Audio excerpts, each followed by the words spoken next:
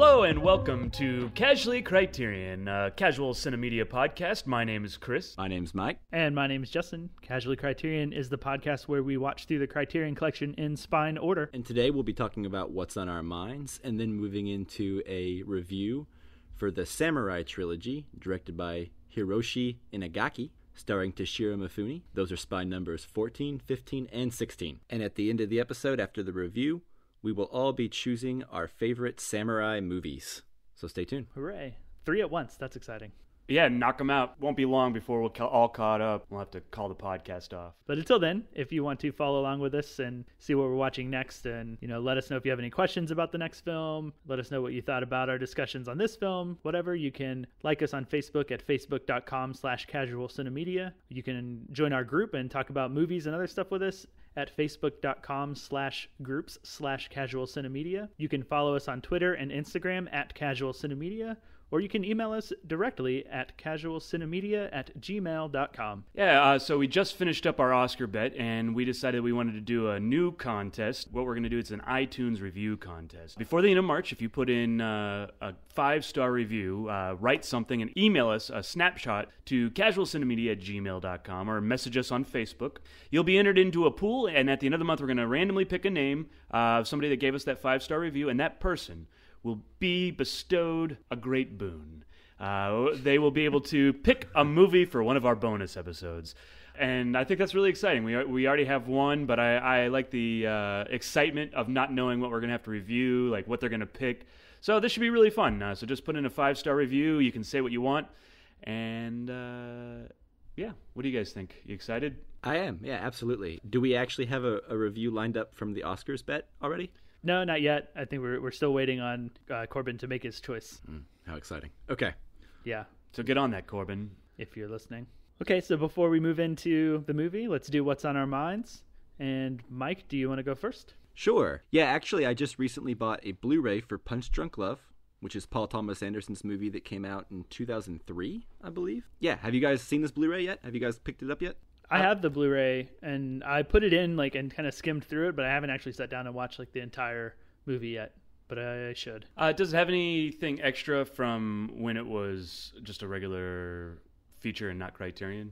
Right, so it has all the same special features that you probably saw on the 2-disc special edition DVD that's been out for years. But it also has a conversation with the composer that was recorded for the Criterion Collection in 2016. What'd you say?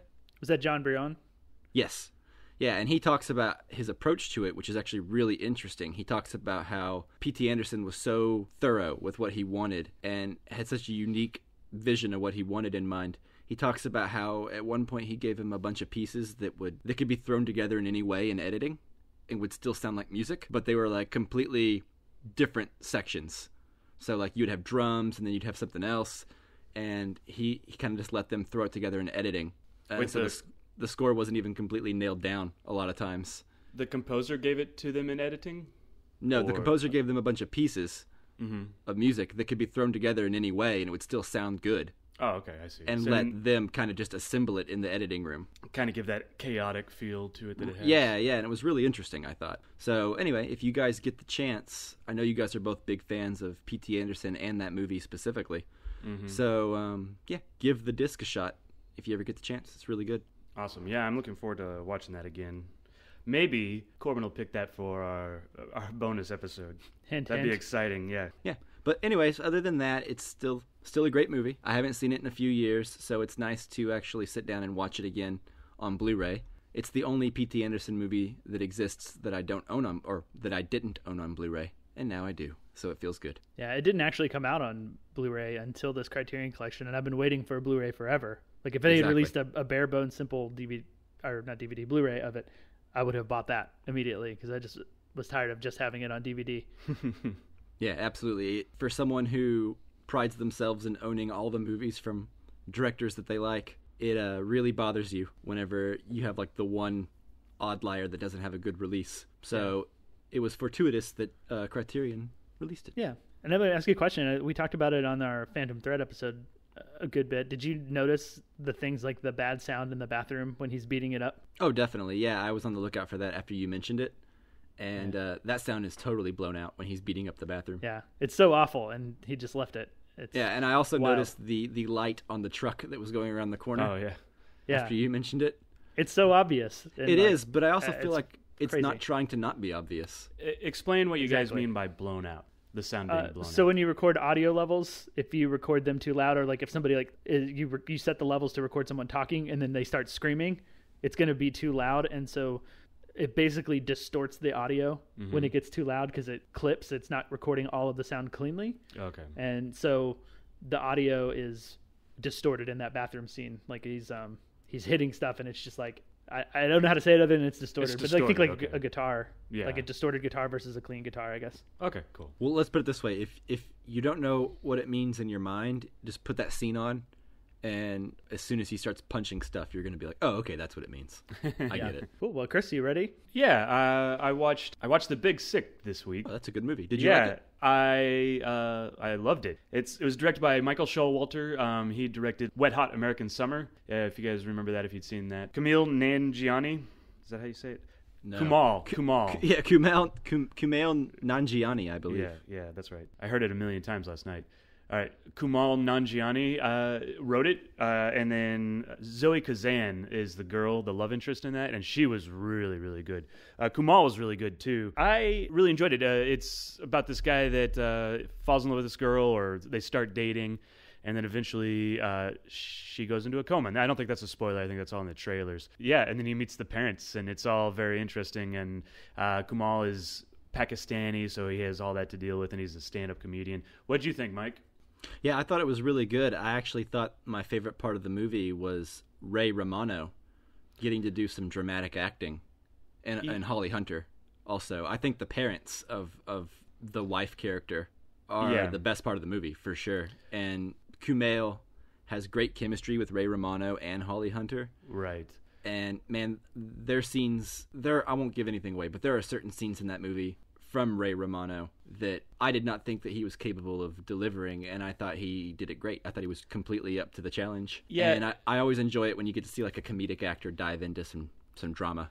Yeah, absolutely. I think that his comedic talents really lent themselves well to the dramatic role, because he was kind of a goofy guy, and even in the drama, he's saying funny things, even though his character is taking him very seriously, and I think that really lent his character. A lot of romantic comedies are boy meets girl.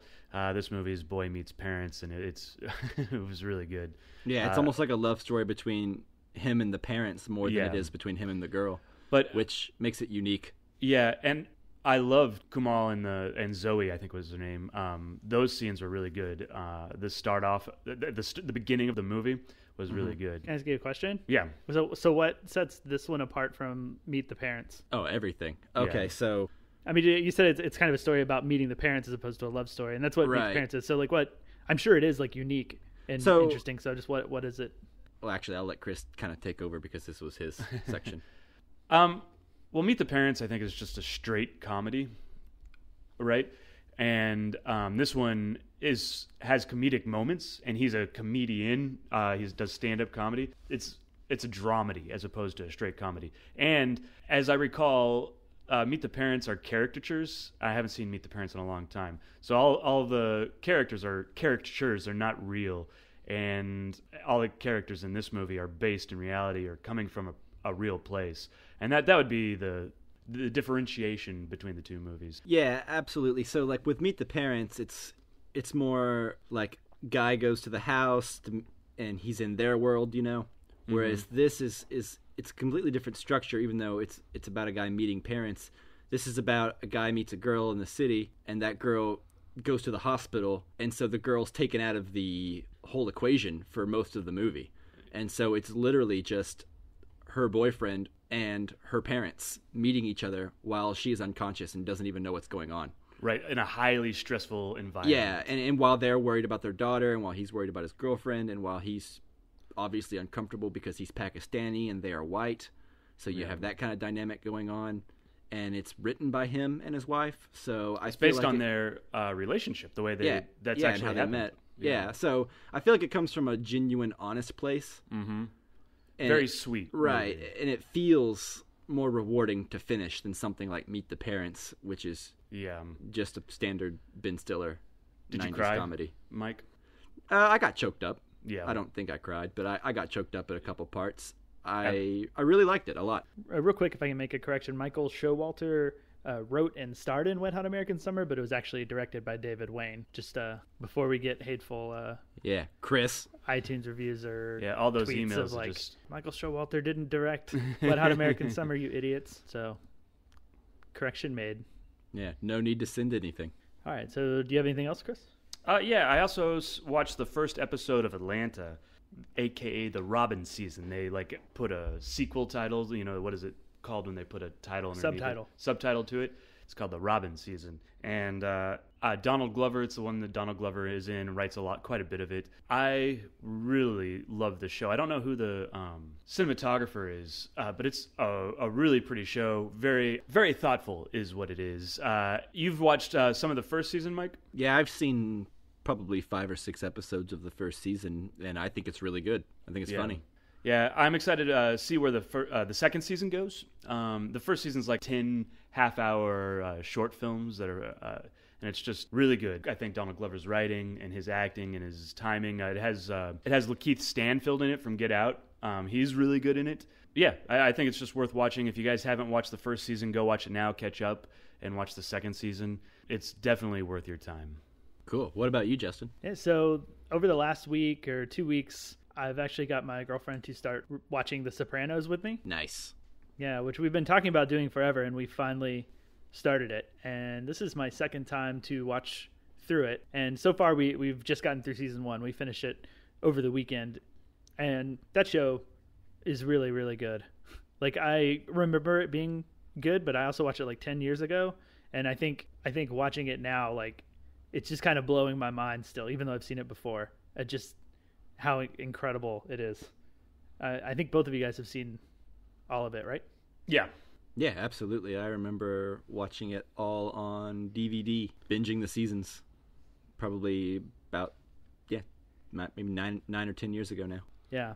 And I think what's really impressing me this time is the complexity of Tony Soprano, who's... Oh, for sure. Yeah, who's played by the late James Gandolfini. So it's kind of nice to go revisit one of his best roles, if not his best role. And I guess I just wanted to ask you guys, but I feel like Tony Soprano has to be one of the most interesting characters in television, period. Yeah, absolutely. I agree with that. Yeah, because I'm getting things from this that I wanted to get when I watched Breaking Bad, right? And I feel like Walter White just never quite interested me to the same level that Tony Soprano is. Immediately I'm very interested in Tony Soprano's brain and what he's going through. He's full of contradictions, and just personally it's just I never connected to Walter White, which I guess is comes to mind because it's the most recent really big character that maybe popular on the same level that Tony Soprano was. I think those are apples and oranges. I think if you wanted to compare a series protagonist to one like Tony Soprano that's complicated, I would go with something like Don Draper from Mad Men. I think that's more in spirit of Sopranos. I think it even has one of the... Matthew Weiner is actually... he worked on both of those shows, actually. Mm-hmm. But I think what Sopranos is doing is trying to do... It's like a character study, right? It is putting in contradictions, and it's putting in realistic ticks in a character for you to pull apart and dissect and think about from week to week. And I think Breaking Bad, maybe it had some of that, but I think it was more of a straightforward thriller. Yeah. And I think Sopranos and Mad Men were more of the speed of the thinking man's drama. Yeah, I could see that. I think I was as fascinated with Walter White as Tony Soprano, personally. I think Tony Soprano is confusing because you would always let your guard down and learn to stop hating him for a minute, and then he would do something real crappy. Right. And then you hate him for 2 more years. Whereas with Walter White, eventually he just went too far, and you're I don't like this guy anymore. Yeah. I used to. Yeah, I think with Walter White, he starts out as a guy that you really, really like, and he's only doing bad things for the first time, and you understand why he's doing it, and eventually he goes too far, and from that point he's just gone too far, and you can just not like him the rest of the time. I don't remember a whole lot of back and forth between Walter White. It was for a while I liked him, was on his side, and then for a while I wasn't, and I feel like within episodes, I'm back and forth on Tony like multiple times an episode. Yeah. I was wondering, so Sopranos was kind of the beginning of the golden age of television, because there's a lot of other great shows. Sopranos, when it first came out, it was amazing because there weren't any other shows like this on TV. Now I think that there are a lot of shows similar to Sopranos, or as well produced or as well acted. Does that diminish The Sopranos any for you, or? Well, that's kind of what I thought would happen. Like, I thought that I would go back to it, and we've had things like Mad Men and Breaking Bad and Westworld and all of these really great, hour-long TV shows that are almost movie quality. And I thought Sopranos would be a little quaint, but like it absolutely holds up, like 100%. Every episode is just as interesting as like any episode of any like modern TV show. Like, we're producing more of these things and like more top quality things like that, but I think it's just as good, like just as high quality. Like, maybe the filming like quality is a little less sharp, less clear than like modern like digital cinema. Yeah, that just has to do maybe with a little cameras more and equipment. Yeah, the first couple seasons are in 4:3, aren't they? No, they're Oh, nice. yeah, they fill up my widescreen TV, so I guess it's like 1.85. Oh, good. I guess it was just the old DVDs that I watched that weren't. Yeah, I think those DVDs were released like widescreen for like standard box televisions. Gross. But yeah, and I'm watching it on HBO now, so that's what they have out there. I think they may have redone that. I know they went back recently and made The Wire widescreen. They remastered it or whatever. Right, but that was a big deal. I feel like we would have heard about The Sopranos if they did the same thing. That's true. I wasn't sure if they did kind of went back and did all their stuff, or it was just The Wire. The Wire looks a lot better now too. Those movies are those shows were kind of filmed on like the very edge of like when widescreen was just about to take over. Right. So they're like in this like weird in between stage where like by the time those shows finished, widescreen had taken over. But when they started, everything was still like looking 4:3, like in 1999 or whatever. Mm-hmm. Yeah, I'm interested to see how that goes. Like, as I progress through the series, to see if like the composition and the camera work seems to change to accommodate the widescreen more, because it doesn't really have a whole lot of cinematic composition going on. Like, there's some interesting shots and stuff, but it doesn't necessarily feel like that visionary in any sort of way. But I'm wondering if like it'll get better as they were working with widescreen more. It probably will. I'll let you know whenever we finish the next few seasons. Nice. Awesome. Okay, so let's talk about the Samurai Trilogy.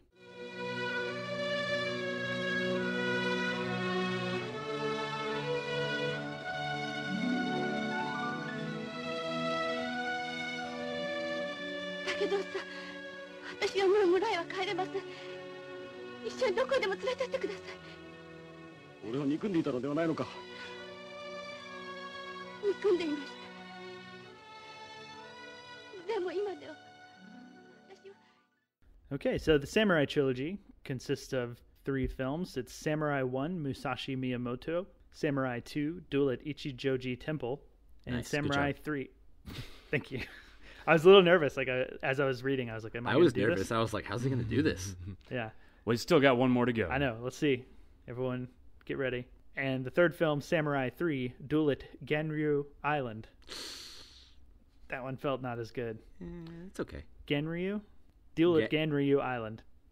It's just like the trilogy. That's the same way I feel about the films. The first 2 were pretty good, and then the third one wasn't quite as good as the other 2. Okay. Just interesting take. Well, before we get into our thoughts, is directed by Hiroshi Inagaki, and it stars Toshiro Mifune. The Toshiro Mifune. Oh, excuse me. Yeah, Toshiro Mifune, I feel like if you know anybody from Japanese cinema, you know Toshiro Mifune, right? We've already reviewed one of the movies that he's been in, The Seven Samurai with Akira Kurosawa, which is what most people recognize him for, being like his collaborations with Akira Kurosawa. But in actuality, he did more movies with Hiroshi Inagaki than he did with Akira Kurosawa, which I found really interesting. Yeah. I kind of looked through Inagaki's work, and there wasn't anything that I recognized off the top of my head. Mm-hmm. I think maybe like the biggest thing that he did was the Samurai Trilogy. The story of the film is basically the life of this legendary warrior from Japanese history, and his name is Masashi Miyamoto. And he's kind of like a Billy the Kid-esque, like would be my like Western American comparison. Davy Crockett. Yeah, someone from like history. A folk hero, basically. Yeah, that was a real person, but then there's all these stories that became bigger and larger than life. Yeah, kind of like almost tall tale like stuff. Mm-hmm. Yeah, and he was basically this guy who was sort of like the perfect warrior. Like he had like all the swordsmanship that he needed, I guess, and like was very culturally trained as well. Like he kind of was like sort of like a Zen master swordsman, right? Guy who was like never defeated in battle. Yeah, I think the thing that is held so in high esteem in the Japanese culture from Miyamoto is that he was not only a great warrior, but he was a well-rounded man. Yeah. Like he wasn't just like he could do other things, and it was with his mind. And he was like mastered calligraphy and painting and sculpting and all, which you won't see stuff in the film as much. A little bit like woodworking in the film, but most of the films just kind of focus on the actual samurai training and the actual like mental preparation on how to become a samurai. Yeah, and I guess a brief synopsis of the Samurai 1, Musashi Miyamoto, is basically him going from a young man who wants to fight in a war and goes through that until he decides to enter like samurai training. And in Samurai 2, he has mastered like swordsmanship. He's this great fighter, but he needs to kind of figure out his like mentality, right? Like he needs to. He has to master his mind. Yeah, yeah. So that's the second one, and then the third one, he's kind of mastered all of that, and it basically is just the build up to this big duel with like the other greatest swordsman in the land at the time, which I think that's a pretty good synopsis. Yeah, that's about it. Yeah. Something that's really interesting about this, the first movie, Samurai 1, came out in 1954. Which just happens to be the same year that Seven Samurai came out, and also Godzilla. So Samurai 1 actually won the Best Foreign Film, the Oscar, over Seven Samurai and Godzilla. I think Seven Samurai, at least on our American culture, like or the Western culture, Seven Samurai and Godzilla have had a much greater impact. And I would say personally I like Seven Samurai a lot more than Samurai 1. Not that I don't like Samurai 1, but I think Seven Samurai is one of the greatest, you know. But I just thought that was really interesting that it didn't win the Oscar, and it came out in a year of like basically a bunch of culturally relevant Japanese movies came out, you know. Yeah, that's a big year for Japanese cinema. Yeah. Toho released all three of those, which is a Japanese studio.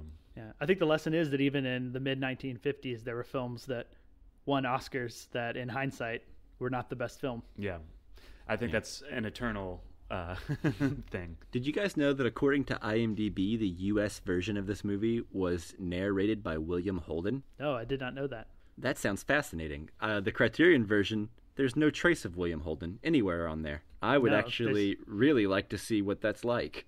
I wonder if it's literally William Holden breaking down what's happening for us in between scenes. So William Holden, if you're not familiar with who William Holden is a famous American actor who was in several things. Let's see. Stalag 17, Network, The Wild Bunch is probably my favorite movie of his. Sunset Boulevard. Bridge on the River Kwai. Bridge on the River Kwai. Basically, if you've seen old American movies, you've come across William Holden somewhere in there because he's everywhere. And one of my personal favorites, Paris When It Sizzles. I don't want that to be forgotten. With Audrey Hepburn. It's a fantastic little romantic comedy from the 60s that is oft forgot. I wonder if you can get your hands on that edition. That's actually disappointing that Criterion Collection didn't put that edition just like as a supplement into their DVD release. Yeah, well, I watched it on the DVDs, the old school DVDs. On the newer Blu-rays, there might be something that mentions this, but no. I have the current Blu-ray Criterion. No? Trilogy. Well, that's a bummer. I know that. I mean, we don't want narration in our movies, right? This is kind of like you want Blade Runner Final Cut. You don't want the edition of Blade Runner where Harrison Ford tells you what's going on. But the curiosity, has been piqued knowing that William Holden had an American narration for Samurai 1. You want to see like the Blade Runner theatrical release so you can know how weird the narration is and make you appreciate the Final Cut Yeah, you kind of want to watch all of them. Yeah, which it would, because the narration in that theatrical release of Blade Runner sucks. Yeah. I feel like it would suck in this movie, too, if I'm honest. I'm sure it did. I'm sure it would be absolutely terrible, which is why I'm sure it's nowhere to be found now. Yeah. Cool. Well, do you guys want to go ahead and give like your general thoughts on, I guess, like the trilogy as a whole? Chris, do you want to go first? Yeah. No, I don't. Mike, you can go first. I always go first. Okay.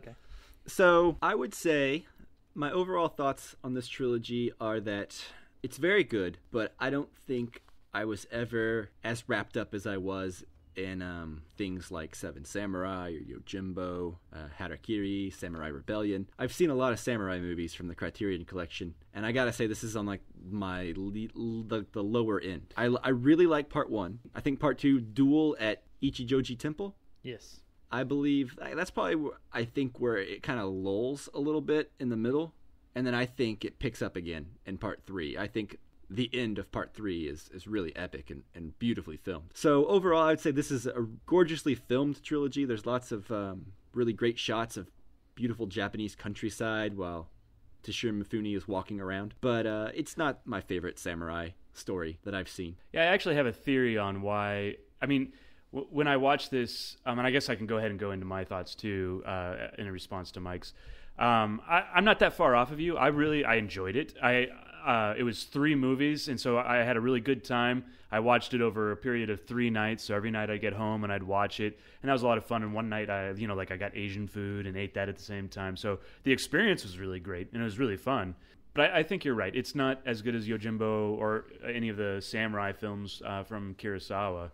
And it actually, I think it reminds me, when I watched it, a lot of old Hollywood movies. Like, it's like a Gone with the Wind, like just kind of those close-ups. People have a lot of makeup on, or you can tell that they have makeup. So it reminded me a lot of an old Hollywood movie that you would see. And that's kind of like when you come across Kurosawa films, they don't have that feeling to them. So yeah, that's kind of why I think it's not quite there.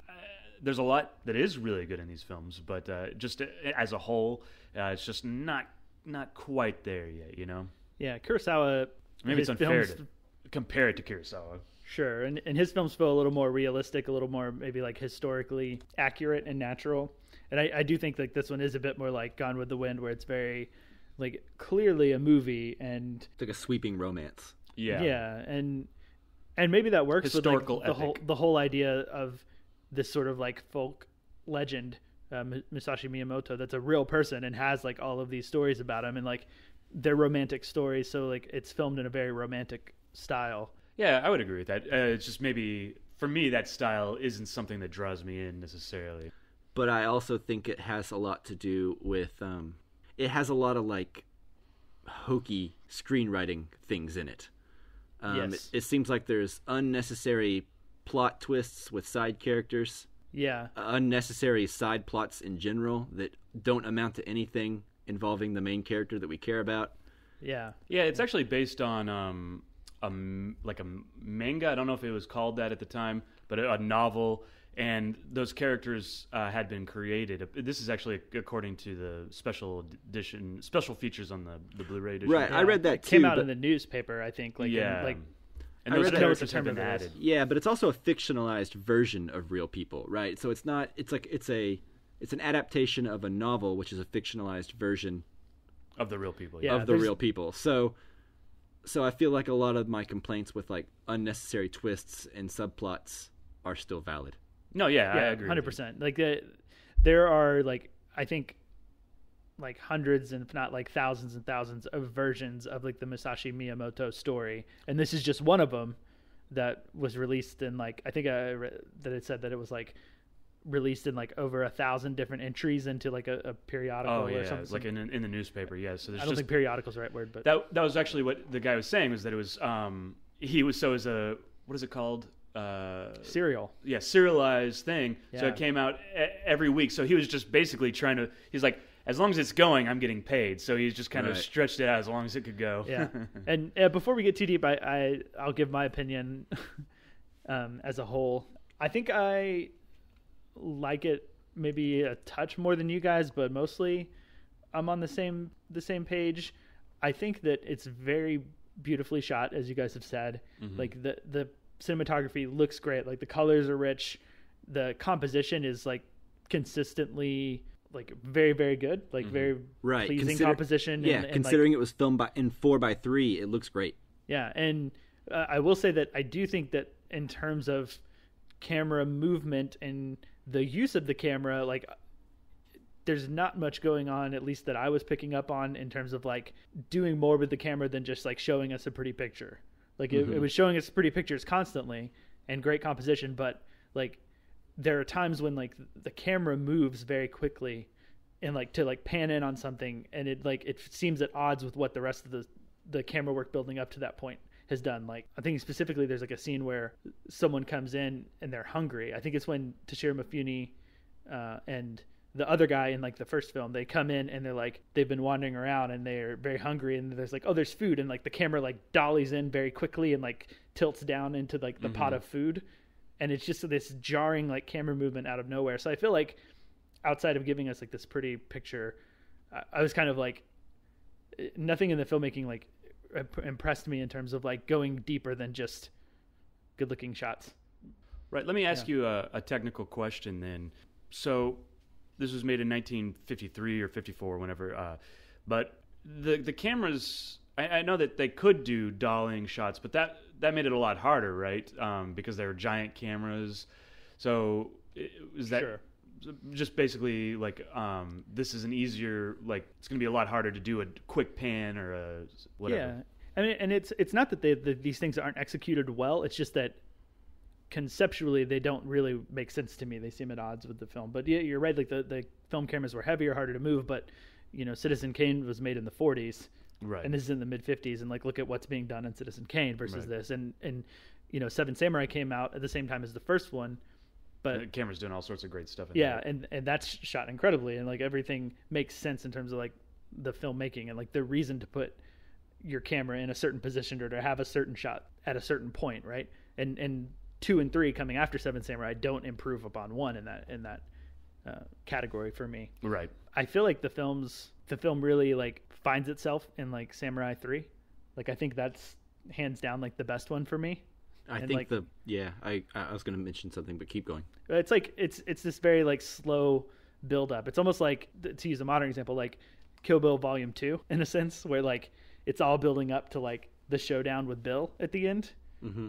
And it takes its time and it's slow and it's not as like action packed. And I think, as you said, Mike, there's like other side stories that are going on in like 1 and 2 that don't necessarily add up to anything. It's kind of, I think it seems a little more focused on like that is what that one is about. And that's like the most interesting thing. So I'll say like as 3 as a film, like in a bubble, I really, really like it. I think it's hands down the best one. I think the final duel in part 3 actually is, I was going to say, when you were talking about like filming techniques and the way that it's actually filmed, I think that duel is filmed great.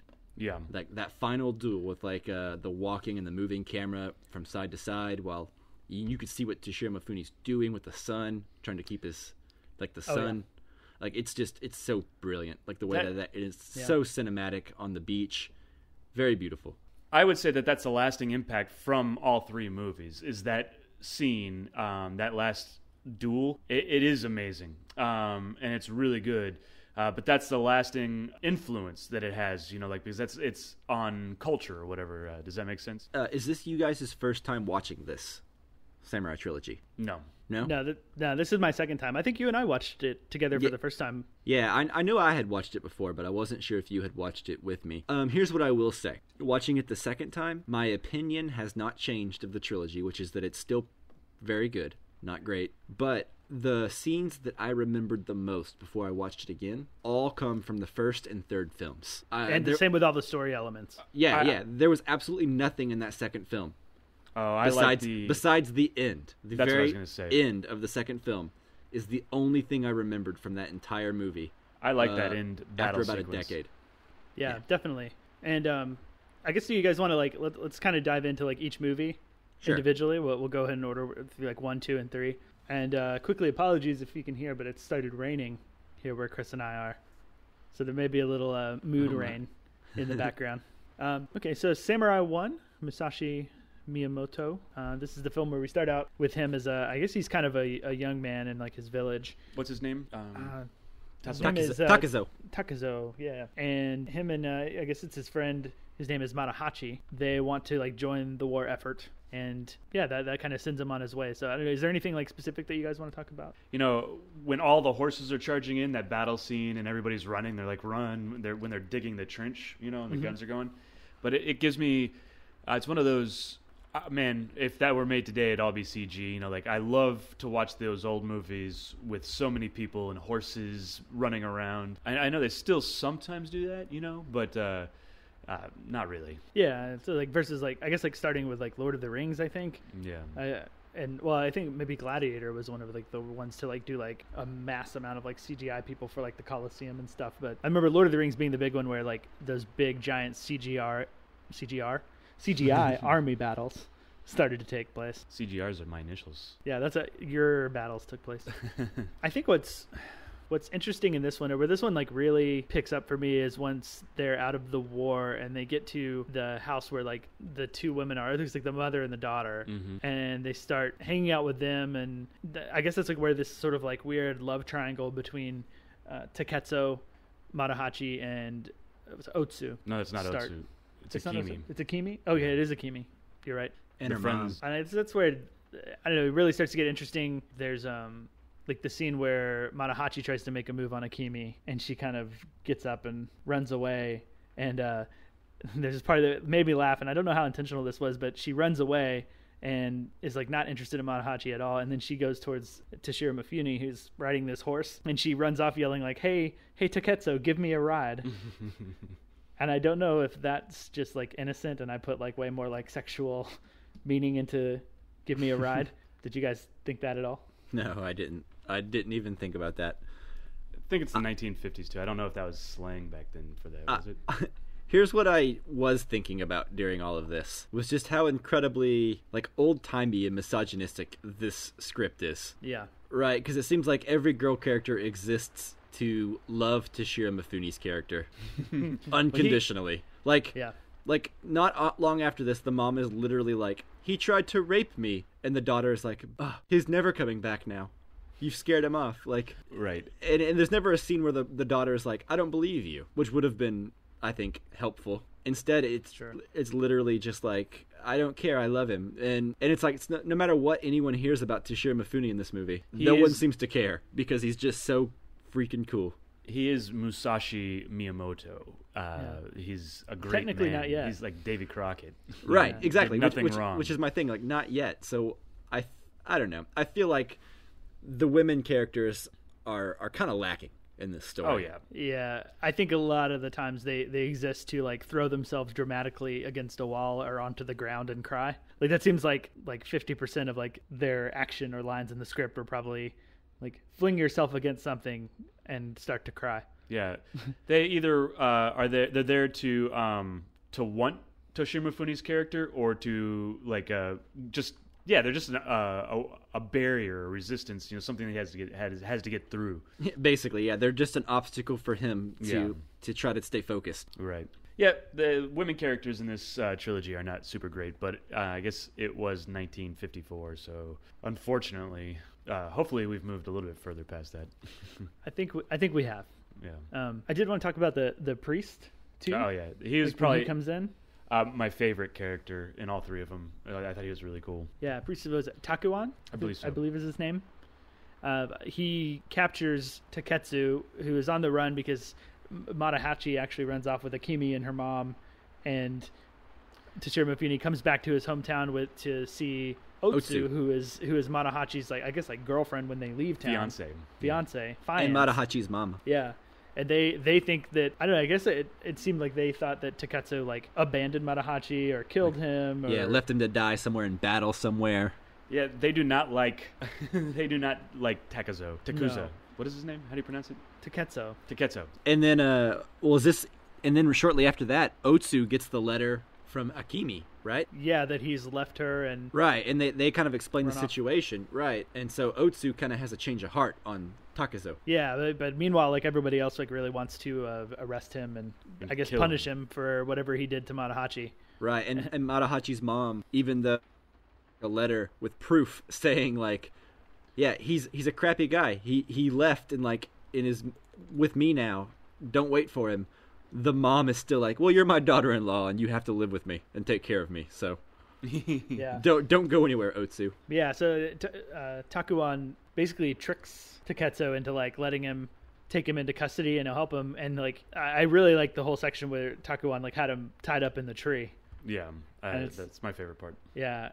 And I guess as an audience, did you guys think like, I wonder what he's doing? Like, is he genuinely punishing him, or did you guys have any clue to like the fact that in the end he's actually setting him on his way, like to, training him? Yeah, it's kind of part of like training. I think you have a pretty good idea. Yeah, because he didn't kill him outright, which is the thing that everybody else in the village wanted to do. You know, like he just hung him from the tree, and in fact Takuzo's like, I would rather just behead me, get this over with. So yeah, there's something else going on with the monk. And I guess he's a Buddhist monk, right? Like that's kind of the religion that's referenced throughout the whole trilogy is Buddhism. Was it a Zen monk? Like Zen Buddhism? Yeah, I'm not exactly sure of the different sects of that, but yeah, Buddhist monk works. Yeah, so he's just kind of basically putting him through these like tests and trials and trying to tame the beast. Yeah, and eventually Otsu like helps him down. Messes up her hands. Yeah. Oh yeah, that was rough. Oh, yeah, like I didn't realize she was messing up her hands as much until like when you finally look at them later, and they like it like made me like kind of like cringe, just like thinking about how bad that would hurt, and like just looking at her hands. So she needs some Neosporin. And that may actually be like one of the goriest parts of the movie. The most blood is just that. Probably.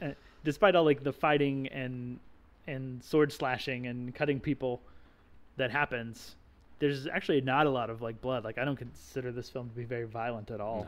No, it's not. No, and the choreography doesn't necessarily even look real good until part 3. I don't think. Yeah, actually, I wanted to. I'm glad you brought that up, Mike, because especially in this first film, because Takuzo hasn't become Musashi yet. He's just basically swinging his sword around wildly. Like I feel like, to choreograph it would have been bad. You know, like because he's just like, I feel like that's how people would really fight with swords. You know, they're just like swinging around, and you know, especially untrained people, I suppose.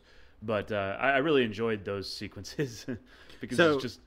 So you enjoyed the choreography in part 1? You thought it worked? I mean, so the lack of, I mean, I'm sure it's choreographed, but the lack of it, because it seemed not like they weren't trained, and he was just like someone would run up to him and he would just swing his sword wildly. It looked very unmanufactured. Does that make sense? Sure. Yeah. No, I get what you're saying. I get it. Unchoreographed, I guess is what I would say, and it felt like that's, if I were to ever get in a fight, that's how I would swing the sword. And I do want to mention real quick that I think one of the times where you really start to like get a sense of what Taketsu has going for him in terms of like his character is when he tries to tell like the mother and the daughter like that Matahachi's alive, and they're like, well, where is he then? What is he doing? And he like won't tell them because like I think he doesn't want to upset them. Mm-hmm. Oh, you know what I mean? Like it's almost like it's almost worse that he's alive, but he's like run off with another woman and her mother. Yeah. Like he doesn't want to tell him that much, and I think that's kind of like it seemed kind of like a thing done out of honor. Right. Oh, certainly, yeah. He didn't want to be the one who told them that their son was a coward and like a traitor, I guess. Yeah. So he tries to bring him good news, but because he won't say it, like he actually gets himself into all this trouble. So I think that's like a very noble thing that made me like him. So we went ahead and took a quick break. Because of the rain and technical difficulties, we're going to go ahead and proceed with the review now, but just so you know, this was recorded slightly later, so if it sounds different, that's why. All right, thanks, guys. Yeah, I think you guys have both seen this before, and this is my second time seeing it, but this ending scene, like on the bridge where Musashi is leaving town to go into samurai training, and he unintentionally runs into Otsu. Like that's the one scene from like the entire trilogy, maybe other than like the ending of like the third movie, but it's the one scene that stuck in my head. Like I couldn't really tell you what it was about because it'd been so long since I'd seen it, but I did remember like there's a scene where two people who are in love are on a bridge and he carves something into the bridge and leaves. Yeah, no, I totally agree with you. I remembered that exact same scene. So this whole trilogy and its convoluted plot, most of it was lost on me by the time the second rewatch came around when we were getting ready to record this. But I very distinctly remembered the end, and Otsu's like, it's a very classic Hollywood style ending, right? You can almost see this in like a Western, it seems like. Yeah, I think it'd be actually pretty easy to substitute all the characters. You just give them guns instead of samurai swords, and you got yourself a Western. Yeah. Yeah, so I really enjoyed the ending. You know, she's out there talking to him, and you know what's going to happen when she runs inside, that he's going to walk off, and then it won't be, that they're not going to be together. But I love the scene where the very last shot of him walking off into the sunset, speaking of Westerns. Yeah, but totally. Where he's just walking off, and he's going to go.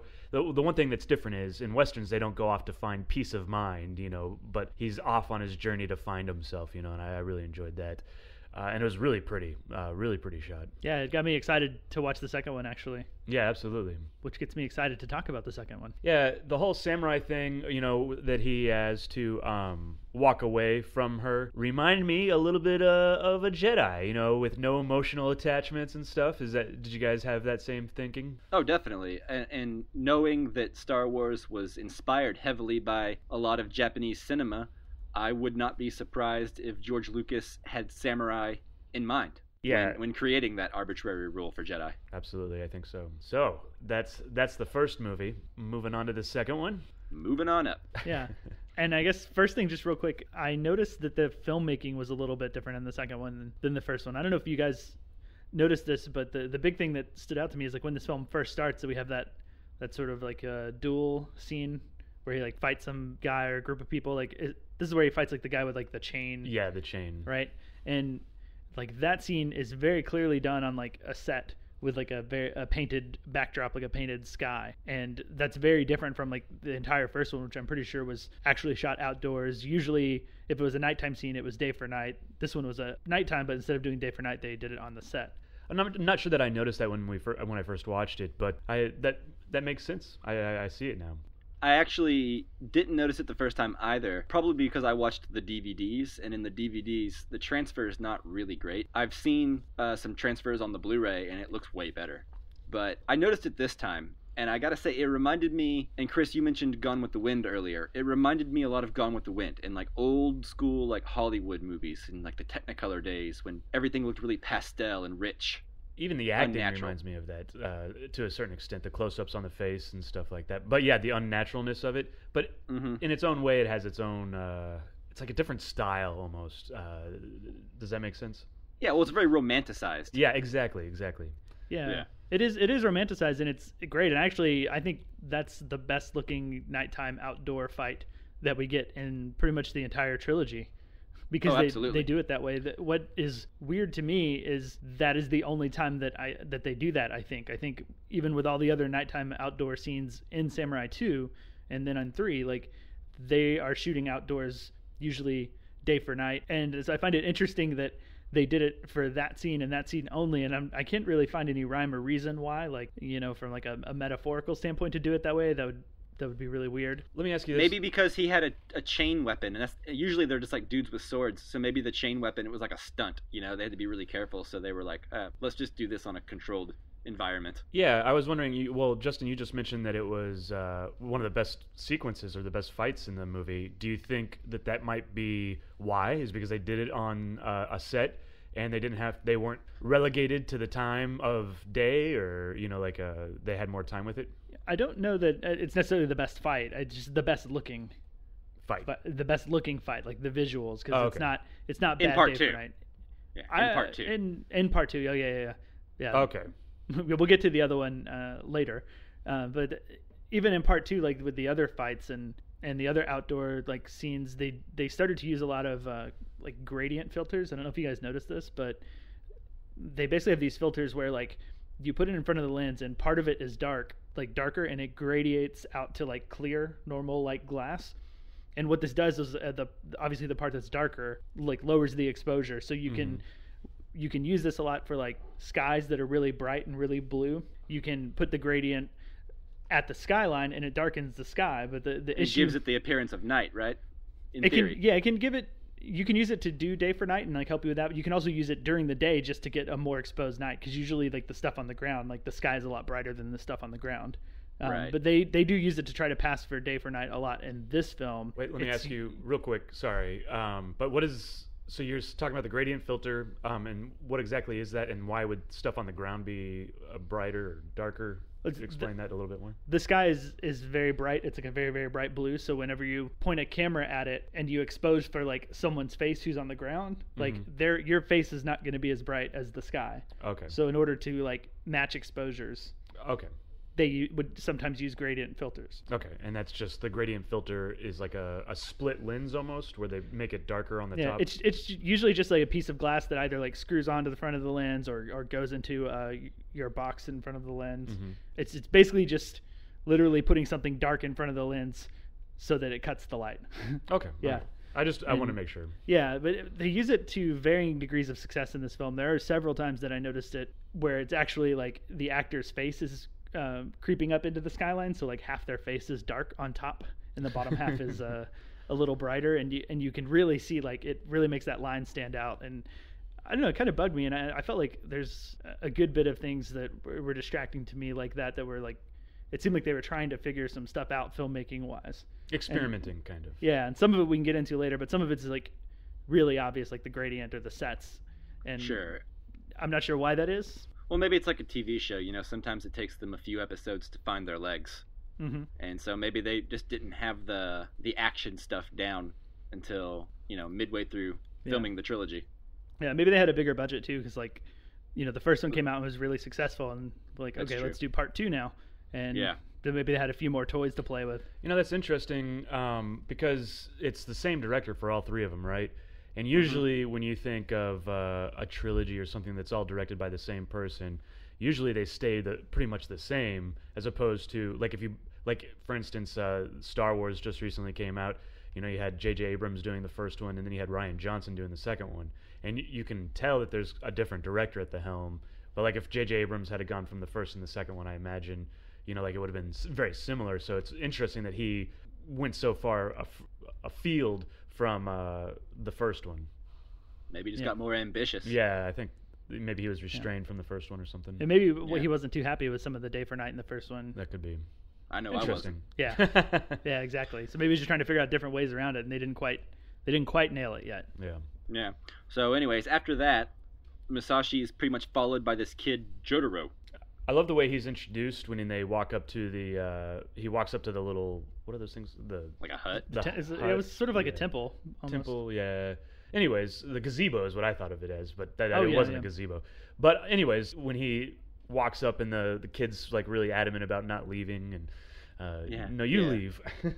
Yeah, he's like, go away, kid, and he's like, I live here, you go away. Yeah, exactly. I like that kid. He was funny. And he's like, all right, I see your point. You could stay. So then, basically, Musashi goes to the school and fights pretty much all the students, and pretty much kicks all their asses, and eventually is like, you know what? This is a waste of my time and yours. You guys are just getting hurt. Let me fight your teacher. Yeah, he's like, let's just skip all this. Let me fight the guy that's the strongest one in this bunch. Yeah. He's like, if you don't let me fight the teacher, I'm just going to go ahead and claim that I am victorious over this school. Yeah, and I think this is where we really see like what's happened between film 1 and film 2, right? You know, film 1, I think you said, Chris, that there's the part where he's like fighting, but he's kind of slashing his sword around very like haphazardly, and it's not very eloquent, not what you think of when you think of like samurai swordplay. So we can see now that he's clearly pretty much like a master of fighting with a sword. Right. At what point there's a monk that like it's a different monk than from the first one, but he's like, you're too strong. That's your weakness, is that you're too strong. Because I think that's kind of the main point of this movie. Is that before this? So after he fights the guy with the chain, he talks about how victorious he is, and that monk guy the second monk guy that you're talking about, Chris, basically says like, yeah, you won. But did you really win? Are you really a samurai? Because you're too angry and hot-headed and ready to slay everyone.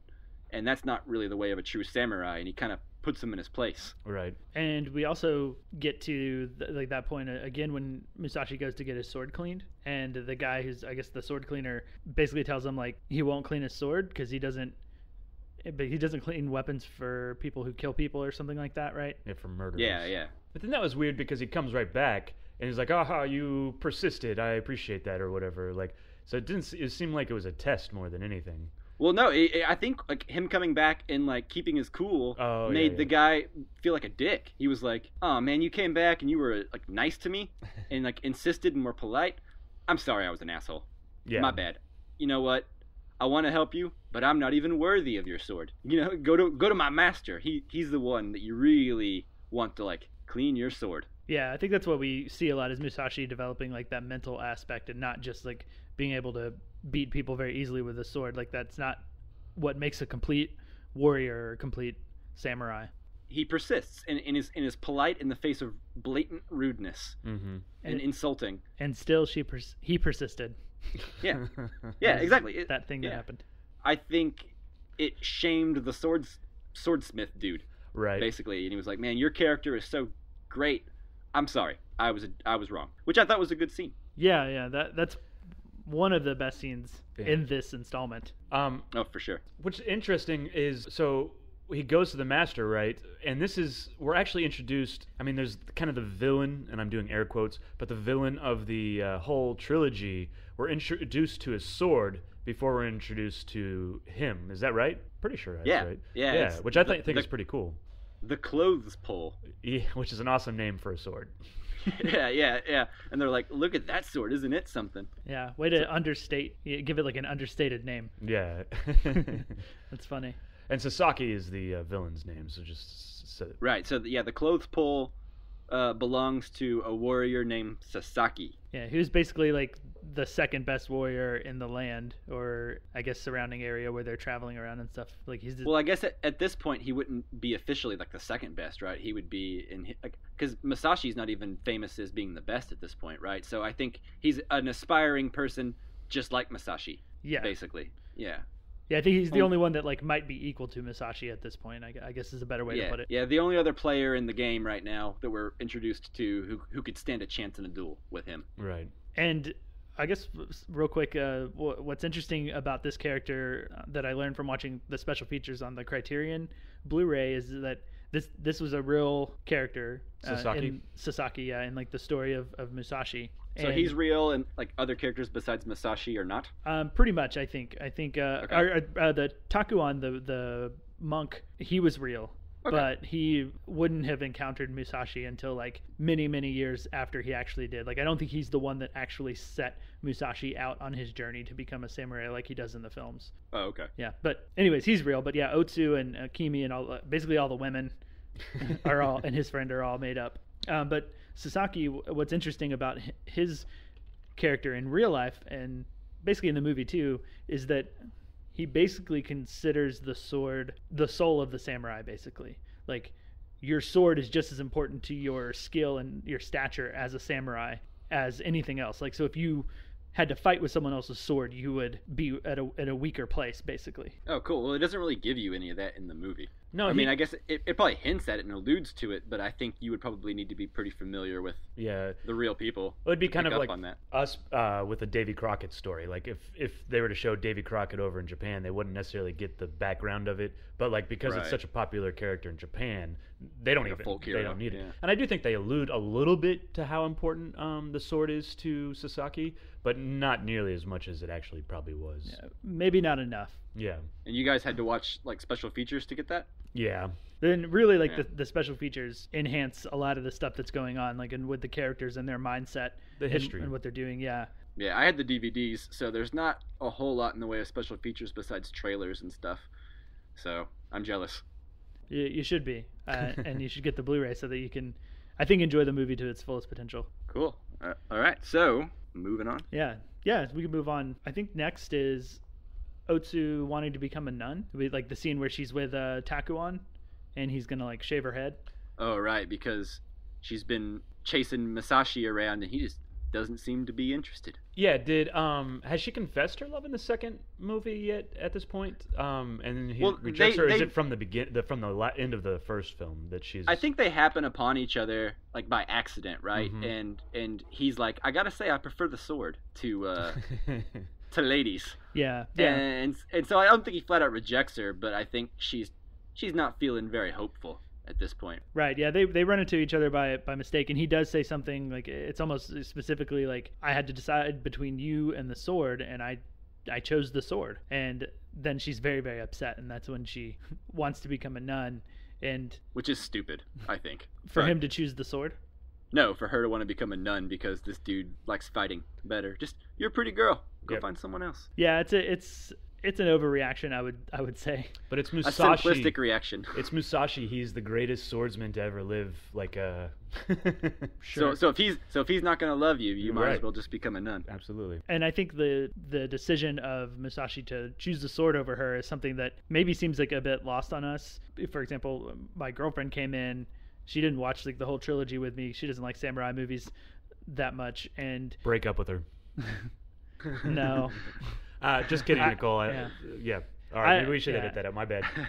Nope, I'm leaving it in. I had to watch Bridget Jones, and I didn't like that much. So, we're probably even.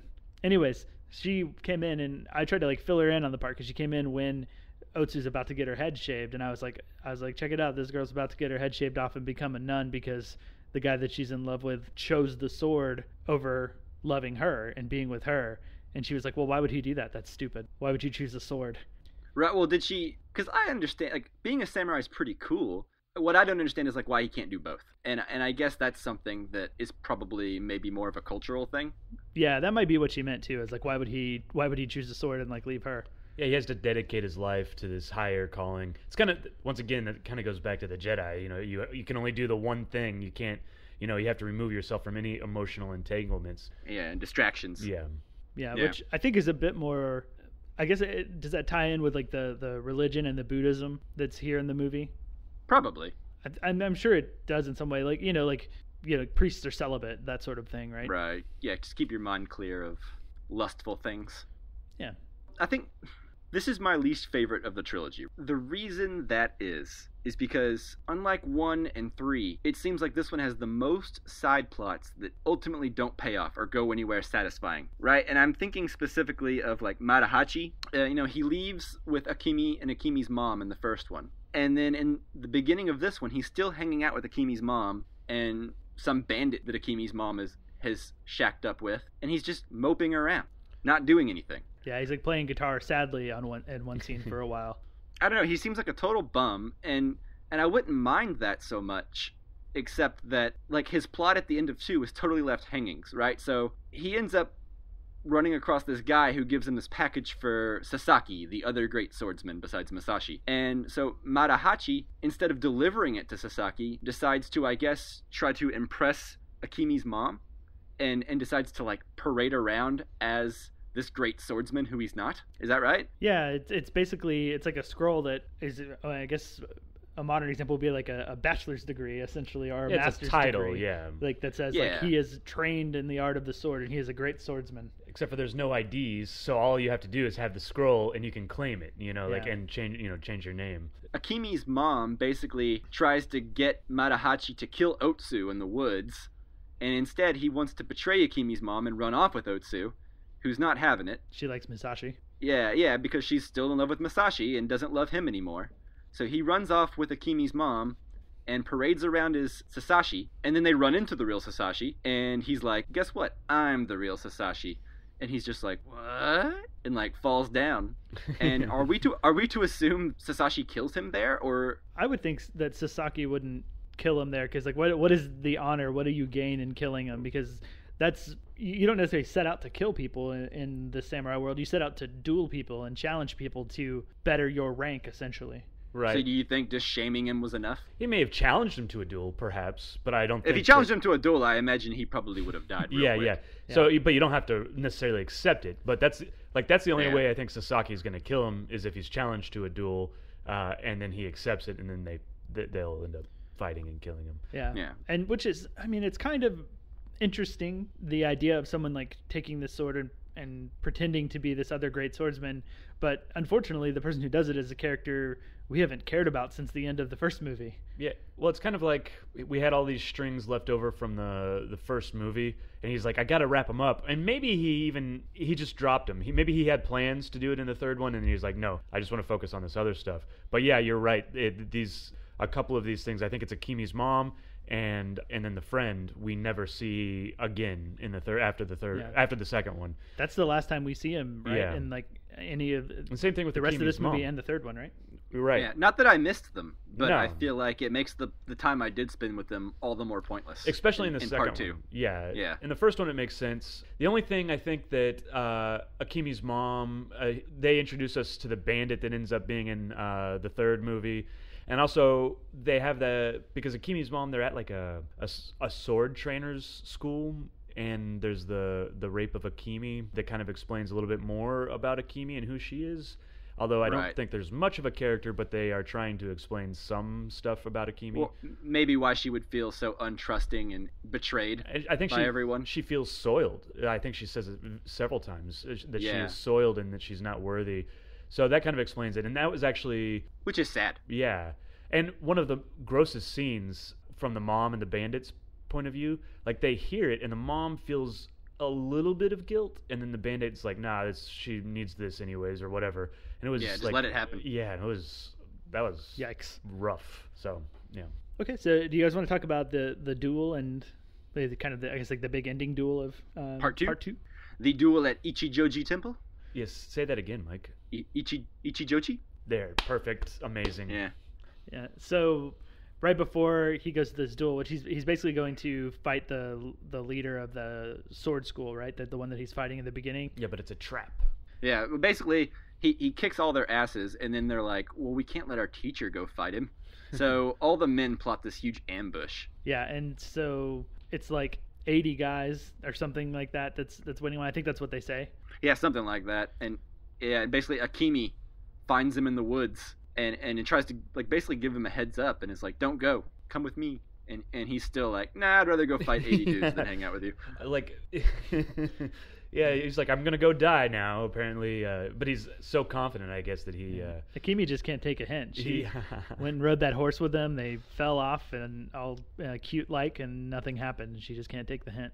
And one of the things, and we've talked about how the women characters are pretty problematic in this, but like Otsu is watching this whole thing from a distance, and it's not really clear what she thinks is going on. It's not clear if she thinks that there's like this love affair going on and she should give up, or if Masashi is clearly rejecting Akimi. Regardless of what she thinks is happening, it doesn't seem to deter her from just being like, well, I gotta keep going anyway.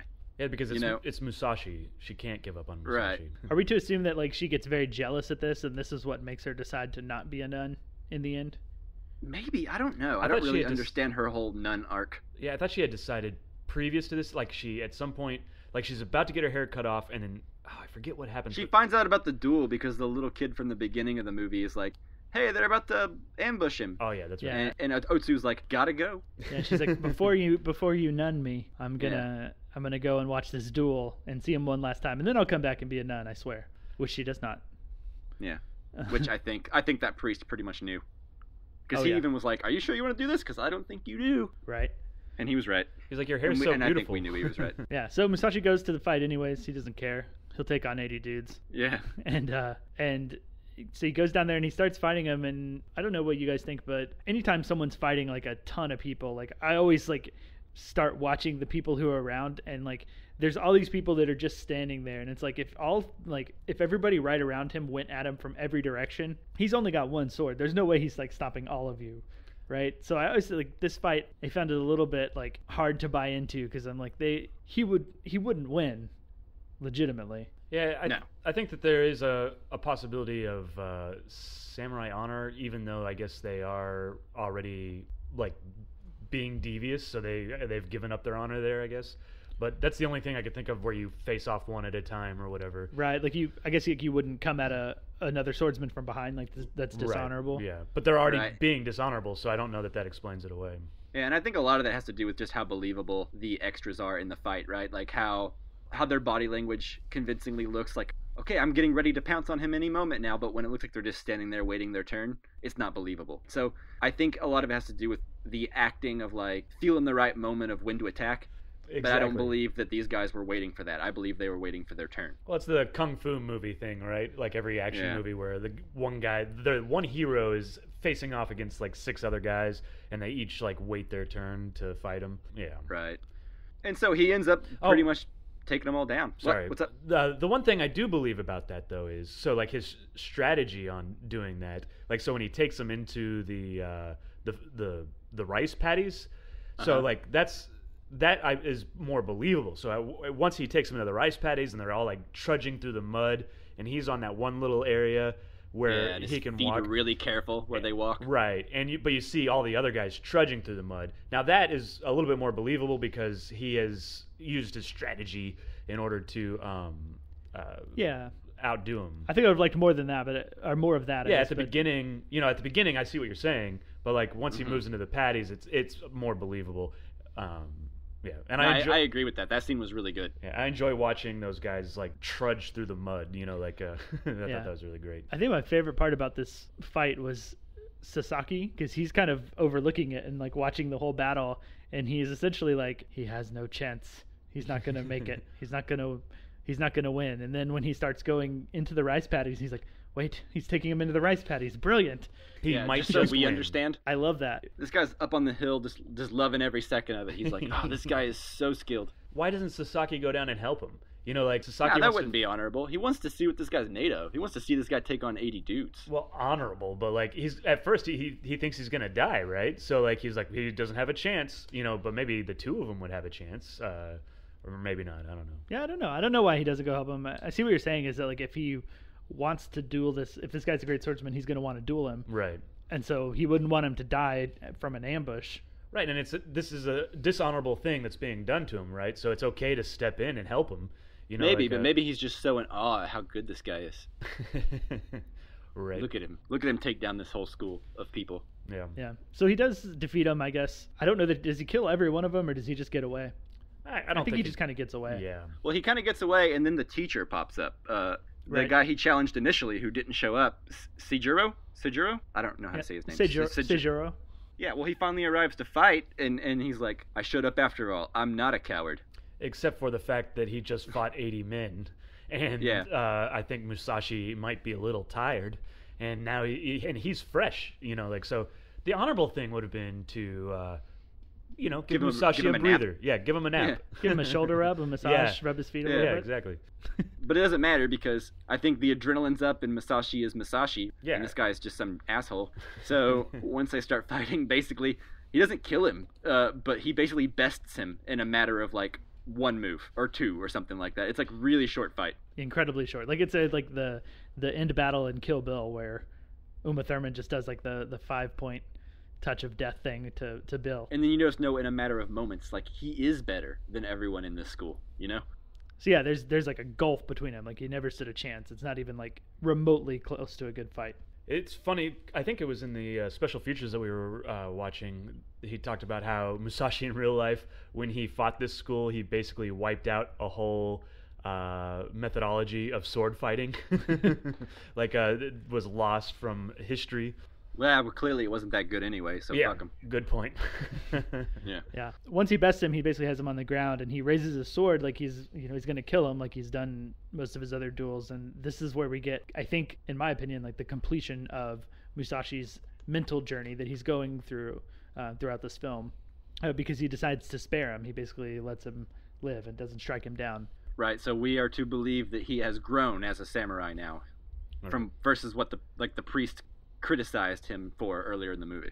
He's no longer controlled by his emotions. Yeah. Right. And we get those flashback memories where like the tint of the image turns kind of red, and like the character saying different things like fade onto the screen and say their line and fade out, which is something we haven't seen before, and I think goes back to what we were saying about they're kind of experimenting with different filmmaking techniques and whatnot. And they're about to experiment with a couple more by the end of the movie too, which we'll get into. So after this, Otsu and Masashi finally meet at the water at the end of the movie. They're sitting there, and I guess this is the first time we ever see Masashi actually succumb to his lust, or basically the only time we ever actually see him interested in women. Yeah. He basically makes a move on Otsu because he assumes that she's followed him around for 2 movies, that she's ready to go. It's a fair assumption in my opinion.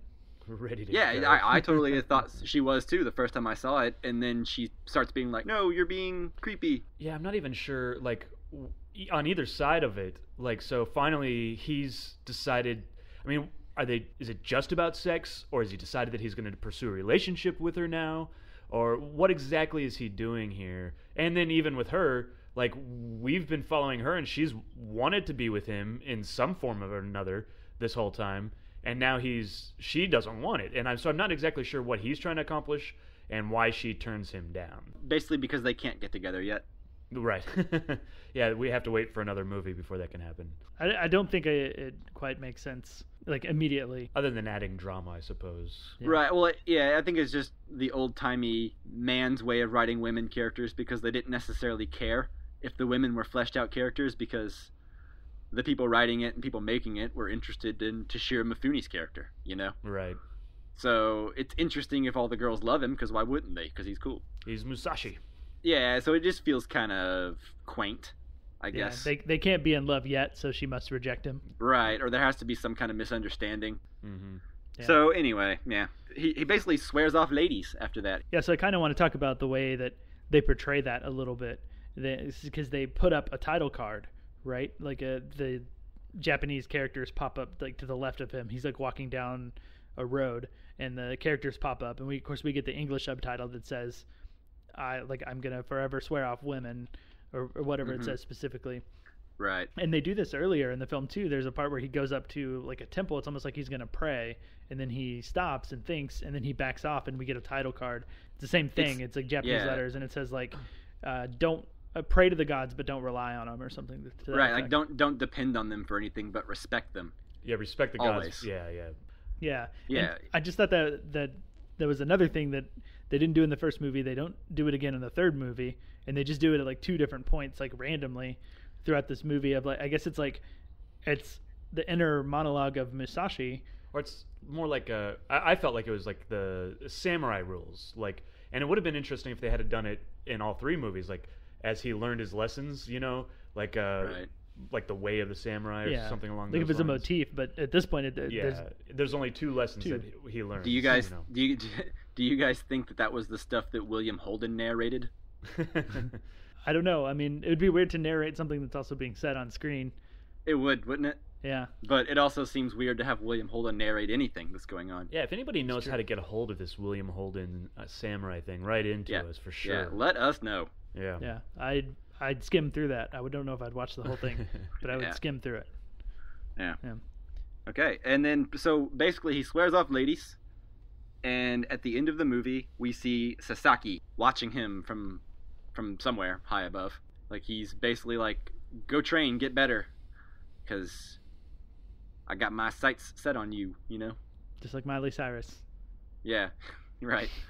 I was thinking of that scene at the beginning of, in Magnolia, where Tom Cruise's character has that seminar, and he's like, I got my lasers, I got my tasers, I got everything set on you. Yeah. Anyway. Big-titted Mary Jane. Yeah. You can cut that if that's too weird, but that Magnolia makes me joke. laugh. I'm not cutting it. Okay. And yeah, so also going along with like the title cards that we get, that I guess we don't know if they're Musashi's inner thoughts or not, but we get Sasaki's inner thoughts, and he's like, you said, he says like, oh, he needs to get better, I'll be waiting on you, whatever it is he says, but like we get that in actual voiceover narration, so we're actually hearing Sasaki's thoughts, and this is the first time that happens in any of the movies, and I think maybe one of the only times that happens is like someone else besides Musashi is like, we get what they're thinking. Not narrating. We get voiceover. What anyone's thinking, even Musashi, like any sort of narration voiceover that's someone's inner, like what someone's thinking in their mind. Like this is the only time that happens, which was really jarring to me. And wasn't like, it could have easily been that he's telling this to Akemi, because doesn't he start the third film off with Akemi, so he could just be like talking out loud to Akemi there, yeah. you know, like, well, Akemi is right there when he's thinking all this stuff. Yeah, so and why doesn't he just say it out loud? Yeah, for some reason he doesn't, and we just get the inner thoughts like randomly, and you know, added up to the list of like things that it seems like they're experimenting with and trying out on this film. Yeah. This is definitely a bromance, you know, like because it's all building up. Like the two people that are falling in love, the women don't matter, but the two people that we are rooting for to get together, and I'm not saying sexually, but like to finally meet, is Sasaki and Musashi. You know, yeah, like, that's interesting. That's more of a love story between those two. Yeah, than any of the other women that are in this. Right. Yeah, I agree with that. So I guess we should probably just move on into part 3 now. Absolutely. So I guess this is the culmination of his training. At this point, he has, in theory, developed both mentally and as a warrior. You know, he avoids fights and he is wise. Yeah, which that whole concept is like him being like the complete samurai. It's almost like he's like the character like when we first meet like Obi-Wan in the original Star Wars, right? Like he knows it all. He's got everything down. Like he's really like mystical and stuff. So like I don't know, that is very interesting to me in terms of a character. So like this is probably definitely my favorite of the 3 movies, and probably like the best made. I think it's the best filmed for sure. Yeah. Pretty shortly into this movie, he's walking around, and the kid from part 2, Jotaro, basically like yells at this hothead guy who's like kind of peacocking himself and being like, I'm so badass, no one wants to fight me, like, because I'm so cool, right, and manly. And like this kid's like, you suck, or I don't remember exactly like what insult he says, but it's like he's easily set off, right? He's like, who said that? I want to fight them. Right. Yeah. But he couldn't fight the kid, I guess. Yeah, he can't fight the kid, so he seeks out Musashi. He's actually going to fight the kid, wasn't he? And then somebody like walks up and he's like, "Oh, you can't do that." And Musashi, or maybe it's Musashi, steps in and is like, "Hey, look, he's just a kid." But he was like, "No, I will fight you." To this little kid, I thought that was. And this guy's supposed to be like a monk of some kind too, isn't he? He was dressed in robes and he had his head shaved. So I don't know all these monks. I'm not exactly sure what order he's from. Yeah, but anyway, he tries to fight him and makes a complete fool of himself because Musashi is Musashi and he is a fully developed samurai at this point, right? So he basically doesn't even attempt to hurt the guy. He just stops his attacks and makes him like show that all his strength and might is worth nothing. Yeah, he takes his giant spear off of him, right? Yeah, or disarms him kind of and makes his attack look stupid and foolish. Which I guess is like showing us this is what's happened between the second and third film. You know, we get that kind of like this what we had in the beginning of the second one. We get sort of like an opening fight battle thing to show us where he's at in terms of being a samurai.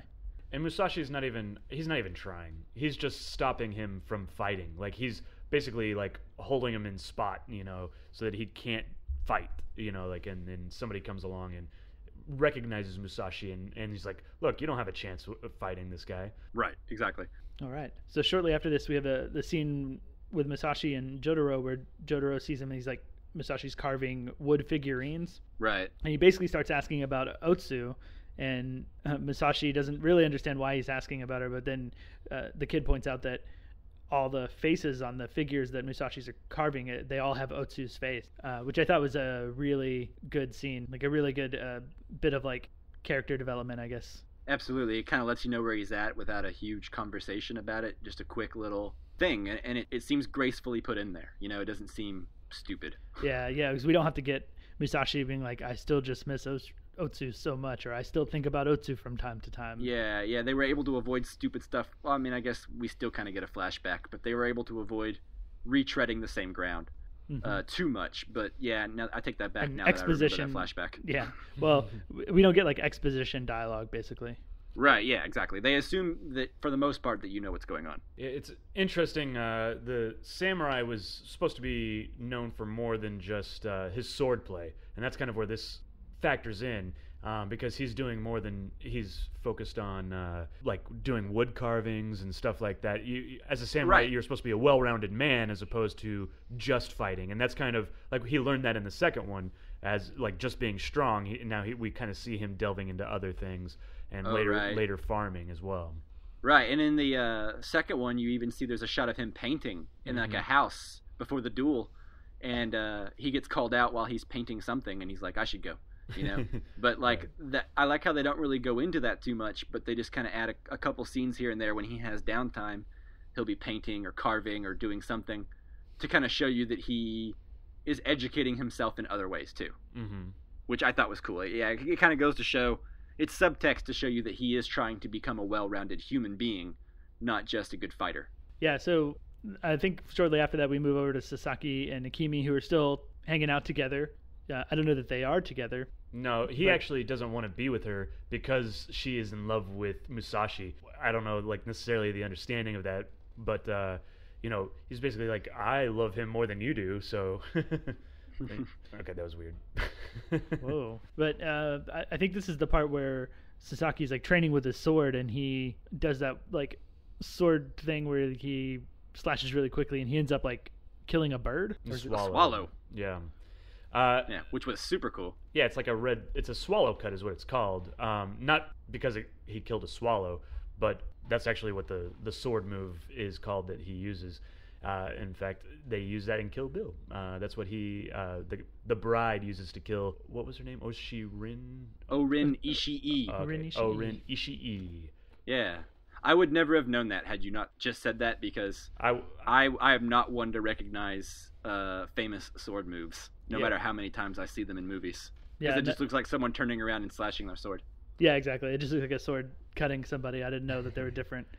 Yeah, I would say that I wish that I had recognized it. I was like, oh, that's the thing that the bride used in Kill Bill. But that is a thing I found on the internet. So thanks, internet. Yeah. So good job, whoever found that. Yeah. I guess probably someone that was told that. The horse trader. I'm not sure when this happens in the movie, but when the horse trader meets Musashi and the boy, all these guys are just making a ruckus outside of Musashi's little room in the inn. Jotaro goes out and tries to get him to be quiet, and then they're like, who's this kid?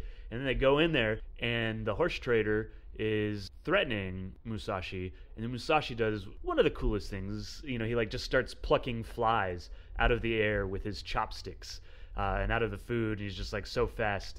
Now, I don't know that like I necessarily bought that he was that fast because of the way that they filmed it, but it was pretty awesome.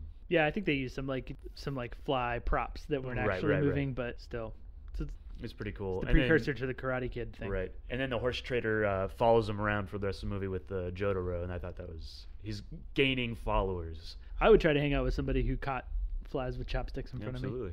I mean, that's how Mike and I first started to hang out. It's true. I impressed him the very first time with my chopstick fly catching. Why we were technique. doing that and while we were shopping for movies in Blockbuster. Exactly. Yep. I still don't understand, but you did it. Yeah, I did it, and everyone in Blockbuster was thoroughly impressed. And they hired you on the spot. Yeah. So anyways, so Sasaki ends up fighting some guys in the street, and he kills them in his duel, I guess, with them. And Musashi finds the bodies, and so we get this scene where he is like super impressed by the skill of the person who killed these guys. And he's like, "My God, whoever did this is impressive," basically. Yeah, it's almost more like he's like looking at a work of art. Right. Yeah, he just admiring the craftsmanship of this murder. And then he puts the sunglasses on, and is like the CSI theme music starts playing. Yeah. It'd be a very different movie. That was I can't scream or yell or be too loud, so that was my attempt at the CSI yeah. Yeah. I don't even know what you guys are talking about. I haven't seen that much CSI. Do you know the part in Won't Get Fooled Again by The Who where he just screams yeah? Yeah. That's basically kind of like a transition that's used regularly in CSI. There's some dumb pun. Weird. And then the main character puts on his sunglasses, and then the thing from The Who goes, yeah! And then that's the start of the CSI. Yeah. And thank you for listening to our CSI podcast. Next week we'll be covering CSI Louisiana. Yikes. Anyways. I guess sometime after that, Musashi is just hanging out in town, and Sasaki seeks him out and officially challenges him. They're going to fight. It's on, finally. They've found each other. They both know of each other at this point, and it's the build-up is thorough. So they can finally go ahead and agree to do that. I guess Musashi, for whatever reason, he has to go train more. He wants to become a farmer, whatever it is, but they end up delaying the fight. Like, Sasaki shows up to meet him, and Musashi has left a note that basically says, like, a year from now, we'll fight. It's because, I'm not sure, and this is an interesting point too, but Musashi realizes that whoever wins that fight is going to be a samurai for this lord, because they're both being pursued by this lord, and so they're going to have a fight. And so basically, instead of becoming a servant of the lord, he puts it off for a year so that he doesn't have to, like, if he wins, he doesn't have to go be a servant to this guy. Yeah. And he actually gives it basically to Sasaki by leaving. Yeah. And what's interesting about that is, in the special features where the expert is talking about Musashi Miyamoto, is that what's different from him and other samurai is that technically Musashi never became a samurai, because a samurai is what you are when you are actually employed by like a lord and you serve somebody. Oh. He actually says the word like samurai means to serve. To serve, yeah. And Interesting. And so Musashi is one of the, he's basically considered a warrior, not a samurai. And because he never took a job, so he just wandered around being this like great warrior and never officially became a samurai, which is something that like I actually find interesting when the film is called the Samurai Trilogy and it's about him and he never actually became one. Like a masterless samurai. Yeah, should it be called Ronin? I guess so, yeah. Something more like sure. that. The Ronin Trilogy. Let's rename it. Let's get a new Criterion release here. During this time when Musashi leaves, he pretty much gives the job to Sasaki by default, and he goes and becomes a farmer. It just decides to live with a bunch of people who are being terrorized by bandits. Is that like a... lives with Jotaro. Yeah, is that like a reaction to the idea that he almost became like a servant to a lord? Then he then decides like, well, let's go live in this village that's like poor because it's being ransacked by bandits, and let's learn how to farm and like build a hut and live here. Well, they're headed. Right, Go on. They're headed out there, and then they get attacked by bandits on their way out there, and they beat the bandits and gain a horse. And I actually really like, well, with our video game culture, when they win, the horse trader is following them, and he shouts "loot," which is very cool with the video game stuff. I laughed at that. But then they end up going to the village, and they realize that it's beset, and I think he decides that he's going to help this village Seven Samurai style. Yeah, just because it's an honorable thing to do, and if your goal is to become a well-rounded, good human being, helping out the needy would be a good, honorable thing to do. Right. It's interesting. So the villagers are like, "Hey, what do we do? How do we fight these guys?" And he's like, "Learn to run away." He's like, "It's better to live to fight another day," or whatever. And that was his advice. and so the bandits, they want to attack the village again, but they need a plan, and they end up running into Akemi, who is on her way to the village to find Musashi and once again declare her love for him. And at this point, Otsu's already found him, right?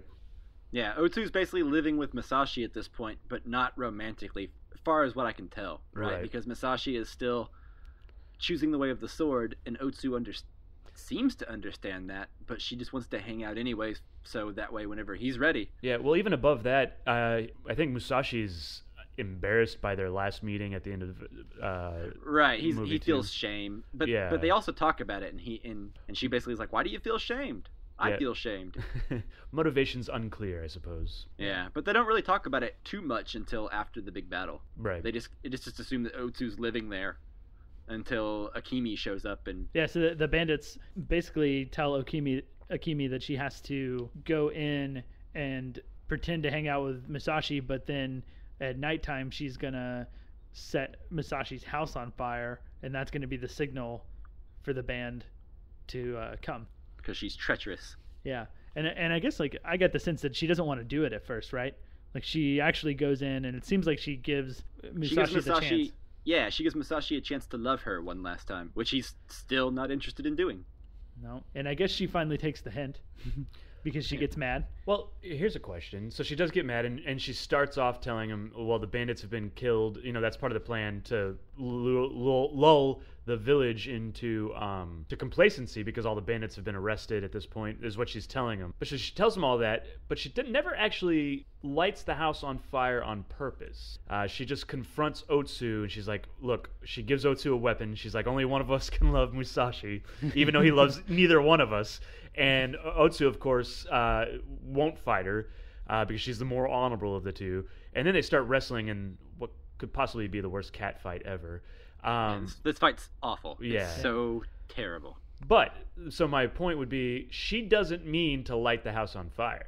It's just through the cat fight that it accidentally gets lit on fire. So do you think, like, she never actually completely just makes that decision? Yeah, I guess it's vague enough to where you can maybe redeem Akemi. Yeah. Yeah, well, I think maybe what she's doing, maybe it goes like one step further, is that she still maybe might think she has a chance with Musashi if Otsu's gone, and she can't necessarily go into the hut and Otsu there and see her set the hut on fire, and then Otsu will tell Musashi that Akemi set the hut on fire, so Akemi would be found out. So I was thinking that maybe she was starting this fight in order to knock over the torches or the lamps or whatever. Nah, I don't. You don't think so? I don't think that. I don't think that her motivations were that thought out.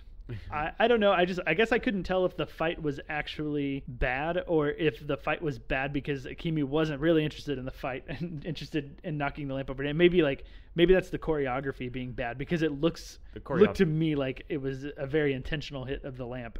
I actually think you're putting more thought into this than the writers put into the characters.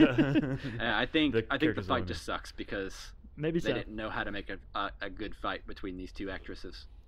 Maybe so. I try to give them the benefit of the doubt, but you guys won't let me. Okay, that's fine. Oh, sorry, real quick, I did want to point out too, when Akemi gets rejected by Musashi, she gets very mad, and I did want to point out this one bit of like filmmaking that I thought was really excellent, and that's that we get this shot kind of a low angle looking up a bit at Akemi, which is what you do when you want to make someone look like intense and kind of scary or monstrous. Mm-hmm. And she looks very, very mad, very, very angry. You can see it in her eyes. And then we crossfade from that to the nighttime scene where everyone's hanging out outside around a campfire. And the way that those shots are set up and the things are placed within that shot is that the fire starts to fade in like right over where Akemi's heart is. Oh, nice. Which I thought was very, very cool. Maybe on the nose, but there's a lot of things that are really on the nose in this movie, and I really liked it. Yeah, that's awesome. I didn't notice that at all, but if I had, I would have. Yeah. Wait, I thought you said it because it's pretty cool. I thought you said it faded through where her heart is, not on the nose. That was funny. Anyways, so the bandits come and they are defeated. Surprise. Yeah, Musashi is able to fight them off. Akemi dies in the struggle, but she does get some redeeming last moments where she saves Otsu from a rapey dude. Good job. I did like in this sequence, and anytime this happens, and I think I mentioned this in the first movie, but like, I mean, or at least to me, and you guys can tell me if I'm wrong, but like the house is really, really on fire. Like I love how in these older movies, you can't bake stuff. Yeah, so they legitimately do it, and sometimes they use miniatures and stuff like that. But I don't think they did that in this. I don't think they did either. No, I think they could probably afford to build a wood hut and burn it down. Right, but it's still like it. But it requires logistics to film people in front of it, right? Oh, right, and it just gives it an authenticity that oftentimes, I don't mind CG when it's done well, but like oftentimes when you do CG, it just doesn't look as good, or you don't feel it. It's better to be distracted by a crappy fight than it is fake looking fire. Yeah. Right. And there's not a lot of good CG fire out there. Yeah, at least there isn't. Maybe in more recent years, but for a while we were getting some bad CG fire. Oh man, it's still rough in some things. Yeah, like tangent. I recently watched like the first 20 minutes of Frequency with Dennis Quaid and Jim Caviezel because it was on Netflix, and I haven't seen it since you and I, Mike, were in science class together. Yeah. But I started watching it again, and the scene opens with Dennis Quaid having to do like a firefight, and there's a big giant fiery explosion comes out of like a sewer manhole at him, and he has to jump out of the way. But it is the worst looking fire. It's like CG or something, and I guess that was in like early 2000s that the movie was made. 2000 even. Yeah. I don't know. And it is so bad, and I would rather see what they like the real fire. There's something so like heavy and like has such gravity to like seeing a real fire, like a real building burning. And I noticed that a lot in old films. There's there's a Western that you and I watched once, Mike, that like had a real fire in it, and I've never seen fire look so intense. I want to say maybe it was like Pat Garrett and Billy the Kid, or there's a lot more smoke to it. What was it? Was it Pale Rider? No, I don't think so, because I don't think I've ever seen Pale Rider. Clint Eastwood. No, I think it was older than that. Excuse me. Was it High Plains Drifter? It's possible. I don't remember Clint Eastwood being in it. There's a big fire at the end. You don't remember Clint Eastwood being in this movie with the fire? No, I don't think so. I think I remember it being in black and white too. Oh, okay. Well, I doubt anyone cares. But Pat Garrett and Billy the Kid's not in black and white. But yeah. Anyways, yeah. Moving on. Great fire. Solid fire. Yeah. Wait till the end of the year podcast when we do our top 5 fires. Top 5 fire movies. Yeah. Okay. Before the final duel, we're almost there. Otsu and Musashi finally get their coming to terms with one another scene, where Musashi apologizes for being a total dick for 3 movies, and Otsu, surprisingly, shocking no one, doesn't seem to care. Right. Looks like I'm clear-headed to go win my fight. Yeah, I think it's just getting rid of any distractions that could possibly happen, like mentally, which, to quote the special features again, they talk about that's one of the big things that Masashi Miyamoto thought. Like, he actually wrote this book. It's called like the book Five Rings. The Book of the Five Rings or something like that. Yeah. And he teaches like these pillars of like how to be a great warrior and person in general. And one of the things is like not having anything else on your mind. Like, if you think about anything, you're distracted, and that's what's going to get the best of you in a match. If you think about trying to not think about anything, right, you got to be, which is the also same thing happens. I mean, so that's you can't have ADD and also be a samurai. But that's the force, right? You know, like clear your mind of everything, and then just let your feelings. George Lucas had a total boner for these samurai movies. You could tell. Exactly. I wonder if just back to the title cards, but I wonder if those title cards come from the book at all. Like if there's lessons from the book. But I don't know. So, but I wonder, that'd be if anybody knows, write in and let us know. Yeah, if anyone's read the Five Rings. Yeah. Let us know. Okay, so I did want to talk about what happens on the way to the island. Musashi takes a boat over there to the duel, the final duel, right? Yeah. Which, by the way, an island is a really badass place to have a duel. Yeah, if you're ever going to duel someone, 100% recommend do it on an island. Yeah, that's where I do all my duels. It's automatically more dramatic. Padre Island here. Yeah, with South Padre Island. Yes, yeah. South Padre. We have a Padre Island too, but South Padre's better. Which one's better for a duel? I don't know. Probably South Padre. Look at Yelp. It has a Schlitterbahn. Yeah. All right. So anyway, on the way to the final duel, which is at this island, Ganryu Island, I believe, and Musashi takes a boat over, and while he's on the way, he carves an oar, basically more or less into like a giant stick, but maybe a sword. Like a bat type thing. And I'm curious, because I know Chris and I watched like the special features together, and they talk about that particularly. But I'm curious, Michael, like your opinion, like just with the context of the movie, because I know you didn't watch those or couldn't watch those because you have DVDs. But what did you make of that scene of him carving the sword and fighting with the sword? Yeah, way to rub in that I only have the DVDs. You're welcome. Well, basically, I thought it was because at this point in the story, he is a well-rounded samurai. This has to do with his lesson in movie 2, where he meets that priest at the beginning and he says, "You're too angry, you're too violent. That's your issue." Mm-hmm. So I think this has to do with him being a well-rounded guy and not necessarily feeling the need to use steel. Like, he's like, okay, Sasaki can use his steel if he wants to, but I'm above that, and I'm going to make him feel like lesser by showing up and being more well-rounded than he is. Yeah, and I think that's a very, really good reading of like the context of the film. And I was thinking pretty much the same thing, in that maybe he doesn't necessarily want to kill Sasaki. Like, that's not the goal of the duel. The goal he doesn't need to. He just needs to best him. Yeah, exactly.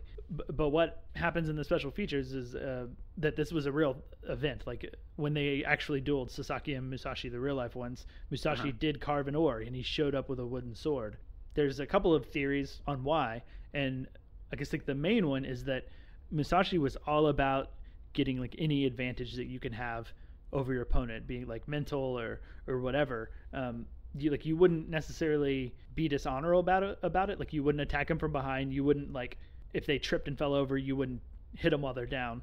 But with Sasaki, as we mentioned earlier, like how much he loved his swords and how important the sword was to him. You know, it was the soul of the samurai. Like sword theory. Yeah. He thought that if I show up with a wooden sword, it's just going to throw his whole thing off. Like, Sasaki might be waiting to see like the great sword that Musashi uses, you know, or expecting like the sword that he's seen him fight with before or something like that. And like, or how would one get so famous and so notorious if he didn't have a really good sword? Yeah. You know? Yeah, and to show up with something completely different just throws off everything he's that like, he's what been the fuck? preparing. Is that a stick? Yeah. Yeah, which is funny. Supposedly in real life too, he would always show up late to his duels. And, nice. And how he won... Fashionably late. Yeah, fashionably late. And how he won when he fought the 80 guys, because that was a real event as well. Because he showed up late? No, because he showed up early. He showed up early for once. Yeah, he always showed up late, and this one he showed up early, and they were all surprised.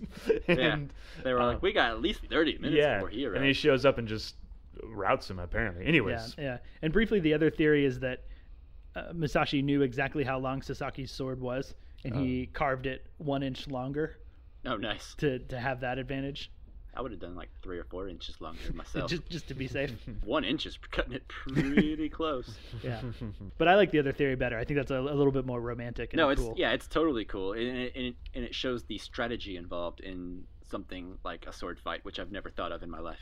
Yeah, and I think it also shows itself in like the duel when they actually start fighting. There's like the one part of it where the sun is setting behind him, and oh, that was so awesome. Yeah, do you know what I'm talking about? Yeah, and he uses it to blind Sasaki. Yeah, he starts like he's basically positioning himself in between Sasaki and the sun, so that when he peeks around it, like the sun goes around him and like kind of blinds or makes it difficult for Sasaki to see him. Yeah, that duel is filmed so well, and it's so well paced. The part when the boat's coming up to the island and Sasaki's walking down to the beach and Musashi hops out of the boat and starts walking up to the beach through the water, it's just so good.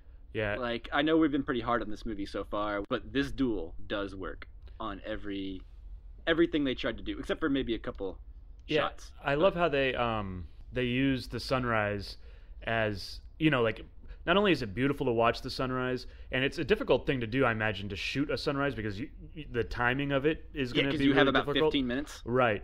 But then he also uses it within the fight, so not only does it make it really pretty, but it's also there for like for story, for the story and for like an actual purpose, because he actually uses it in the fight. Exactly. So yeah, it works out really well. Like, he never even like leaves the water. He's just in the water, almost like ankle deep water the whole time. This is when I really wished I had it on Blu Ray, like you guys did. Yeah, it looks great. It does point out a couple of the shots. Like, I think you said a couple of shots are a little off, but I think maybe they ran out of time or something, because there are a few very clearly green screen or blue screen or maybe rear projection shots that are of Musashi against the sun, and it's just very clearly he's not actually in the real space. So let me ask you a question. In the 50s, it was probably rear projection. Yeah, that's what I was going to ask. So green screen, just so that is like computer added, right? It's not necessarily computer. It's just a green screen basically gives you a color that you can then place an image over by like would they have keying done that out this that time? color. Yeah, so they had blue screen sort of technology, or they had like mats and stuff like that. Yeah, so mats would be like, wouldn't they have just put that up in the back, or would it have to go? Yeah, I think there is some like blue screen technology, because I think if you watch like the original King Kong, which I think is what, like 30s or yeah. If you watch the original King Kong, there's some kind of bad blue screen in there, if I remember correctly. But like they were still working on it. Wasn't a perfected technology, and like usually they would do rear projection. Okay. So it's possible they did blue screen. It's possible that they did rear projection. I'm not totally sure. Either way, it's not particularly convincing. Yeah, it didn't look good. I just wanted to clear that up for myself. Yeah, this is it. This is where he finally kills Sasaki, and it's kind of a poignant moment, because he like kneels down over the body and is essentially like, I am never gonna find anyone this good to fight again. Yeah, we get the single tear from Musashi. Yeah, and that's kind of like his great tragedy, right? Which is just, it's all downhill from here. Yeah. Otsu may be waiting for him, but Sasaki is dead, and so he has no one else to duel. Yeah, and you know what it reminds me of, like a modern example, is the end of The Hurt Locker. Oh, do you remember that with like Jeremy Renner, where he comes back and he's like, spoilers for the end of The Hurt Locker. Okay, now go. Well, he comes back, and you get like that scene of him like standing in the cereal aisle of a grocery store trying to pick out cereal. And he's just what am I doing? Yeah. And then, the very end of the movie, it's him stepping off the plane back over. Yeah, life is too mundane. Or he's like talking to his kid, and he's like, "Oh man, there's only one thing in life I love," Yeah. And like the next shot's him going back into the to the army. So like, it's kind of the same thing. Great ending, by the way. I need to see that movie again. Yeah. But that's essentially the same thing, right? Which is like, he's got Otsu, which is like a consolation prize, but it's like Chris was saying earlier, maybe not in a romantic way, but this was his true love. This was his soulmate. Right, exactly. Right. Yeah, and I think we get the contrast is like Musashi wins and he's very sad, and we see Sasaki, his face after he's dead, and it almost looks like there's a smile. Yeah, he looks happier than Musashi does.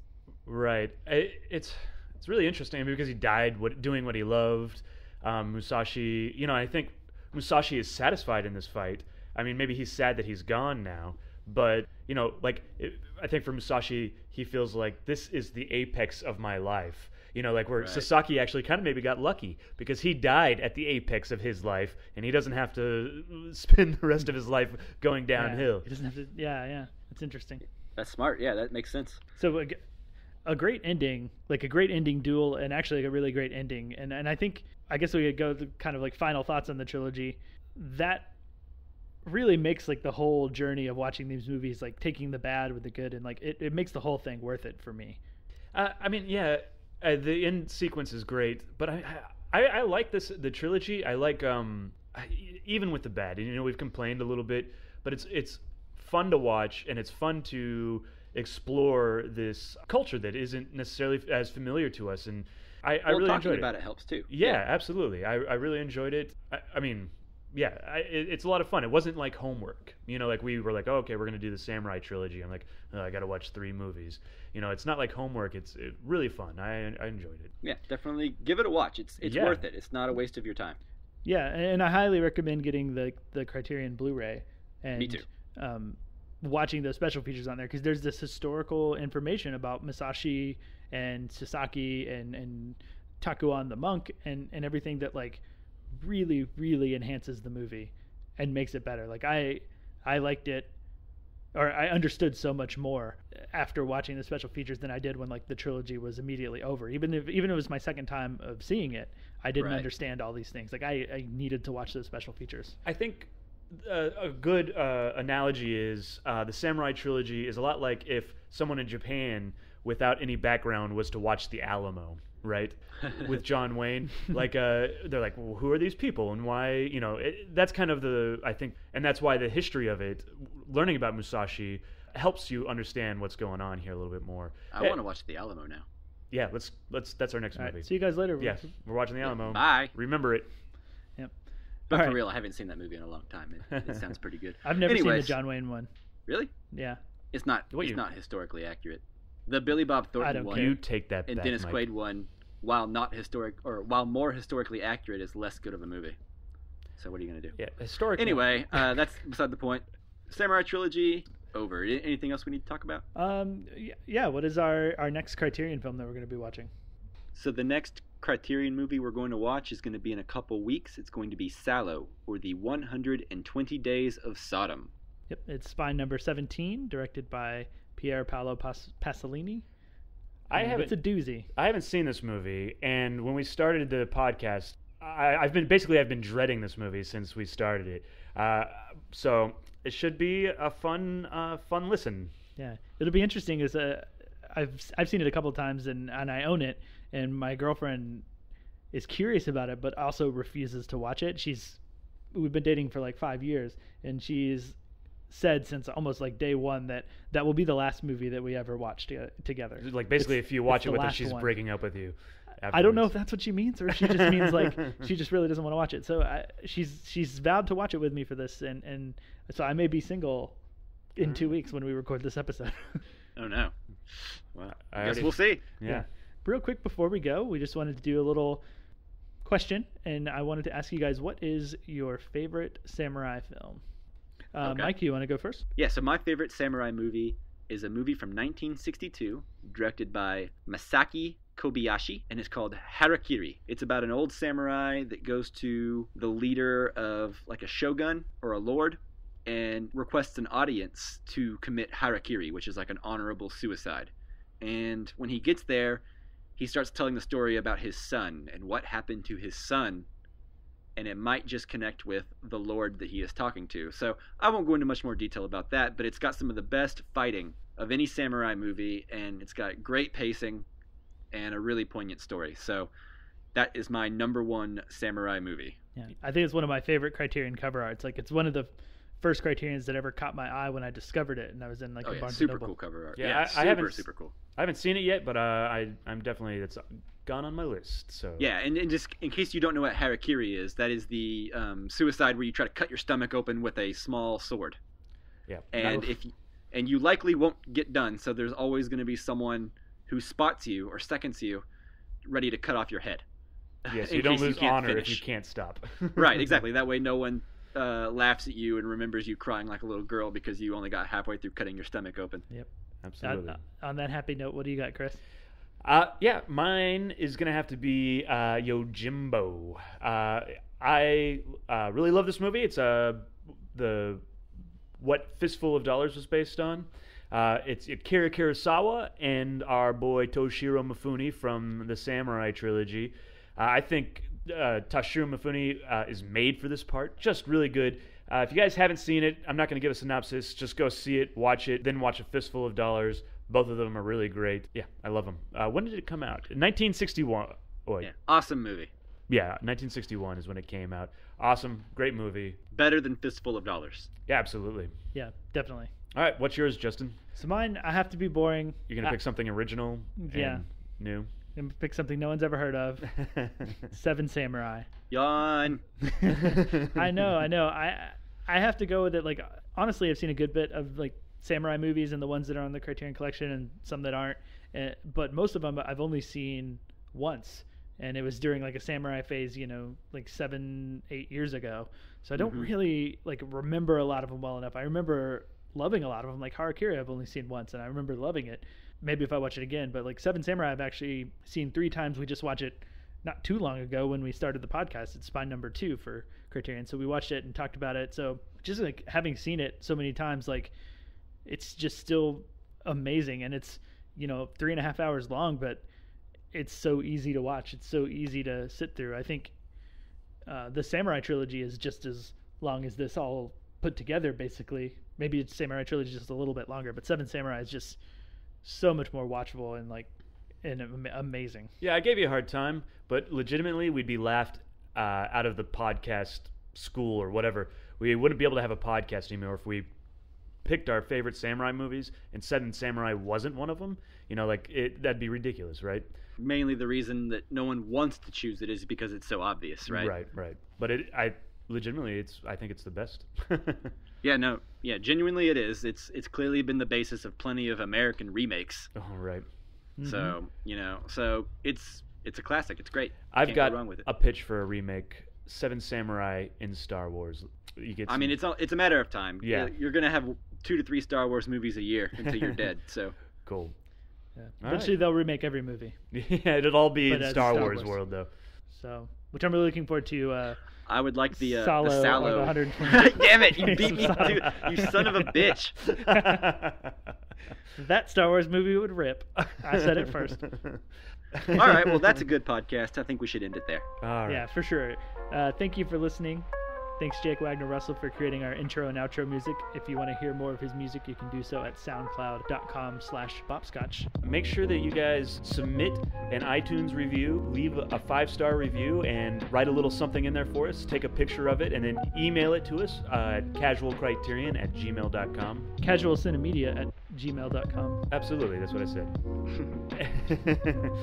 Or just message us to us on Facebook, and that would be really great. Everybody that enters will put the name into a hat, and then we'll draw it out, and whoever we draw out gets to pick a movie for us to review. I'm excited whenever we have to review a movie that we don't know what it's going to be. That makes me excited as well. Yeah. So, all right. It's very fun. And yeah, so if you want to contact us, follow along, stay up to date with what we're watching next, what we've just watched. If you want to talk to us about, what you think about Samurai Trilogy or whatever movie it is we're talking about, you can like us on Facebook at facebook.com/casualcinemedia. You can join our Facebook group where we talk film and, other stuff, but mostly film, a little bit of TV. And that's at facebook.com/groups/casualcinemedia.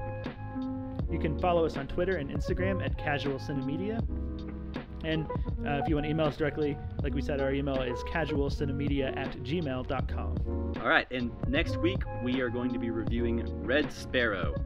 As per the polls we put out on Twitter and Facebook, everything came back, and it looks like Jennifer Lawrence and Red Sparrow is the winner.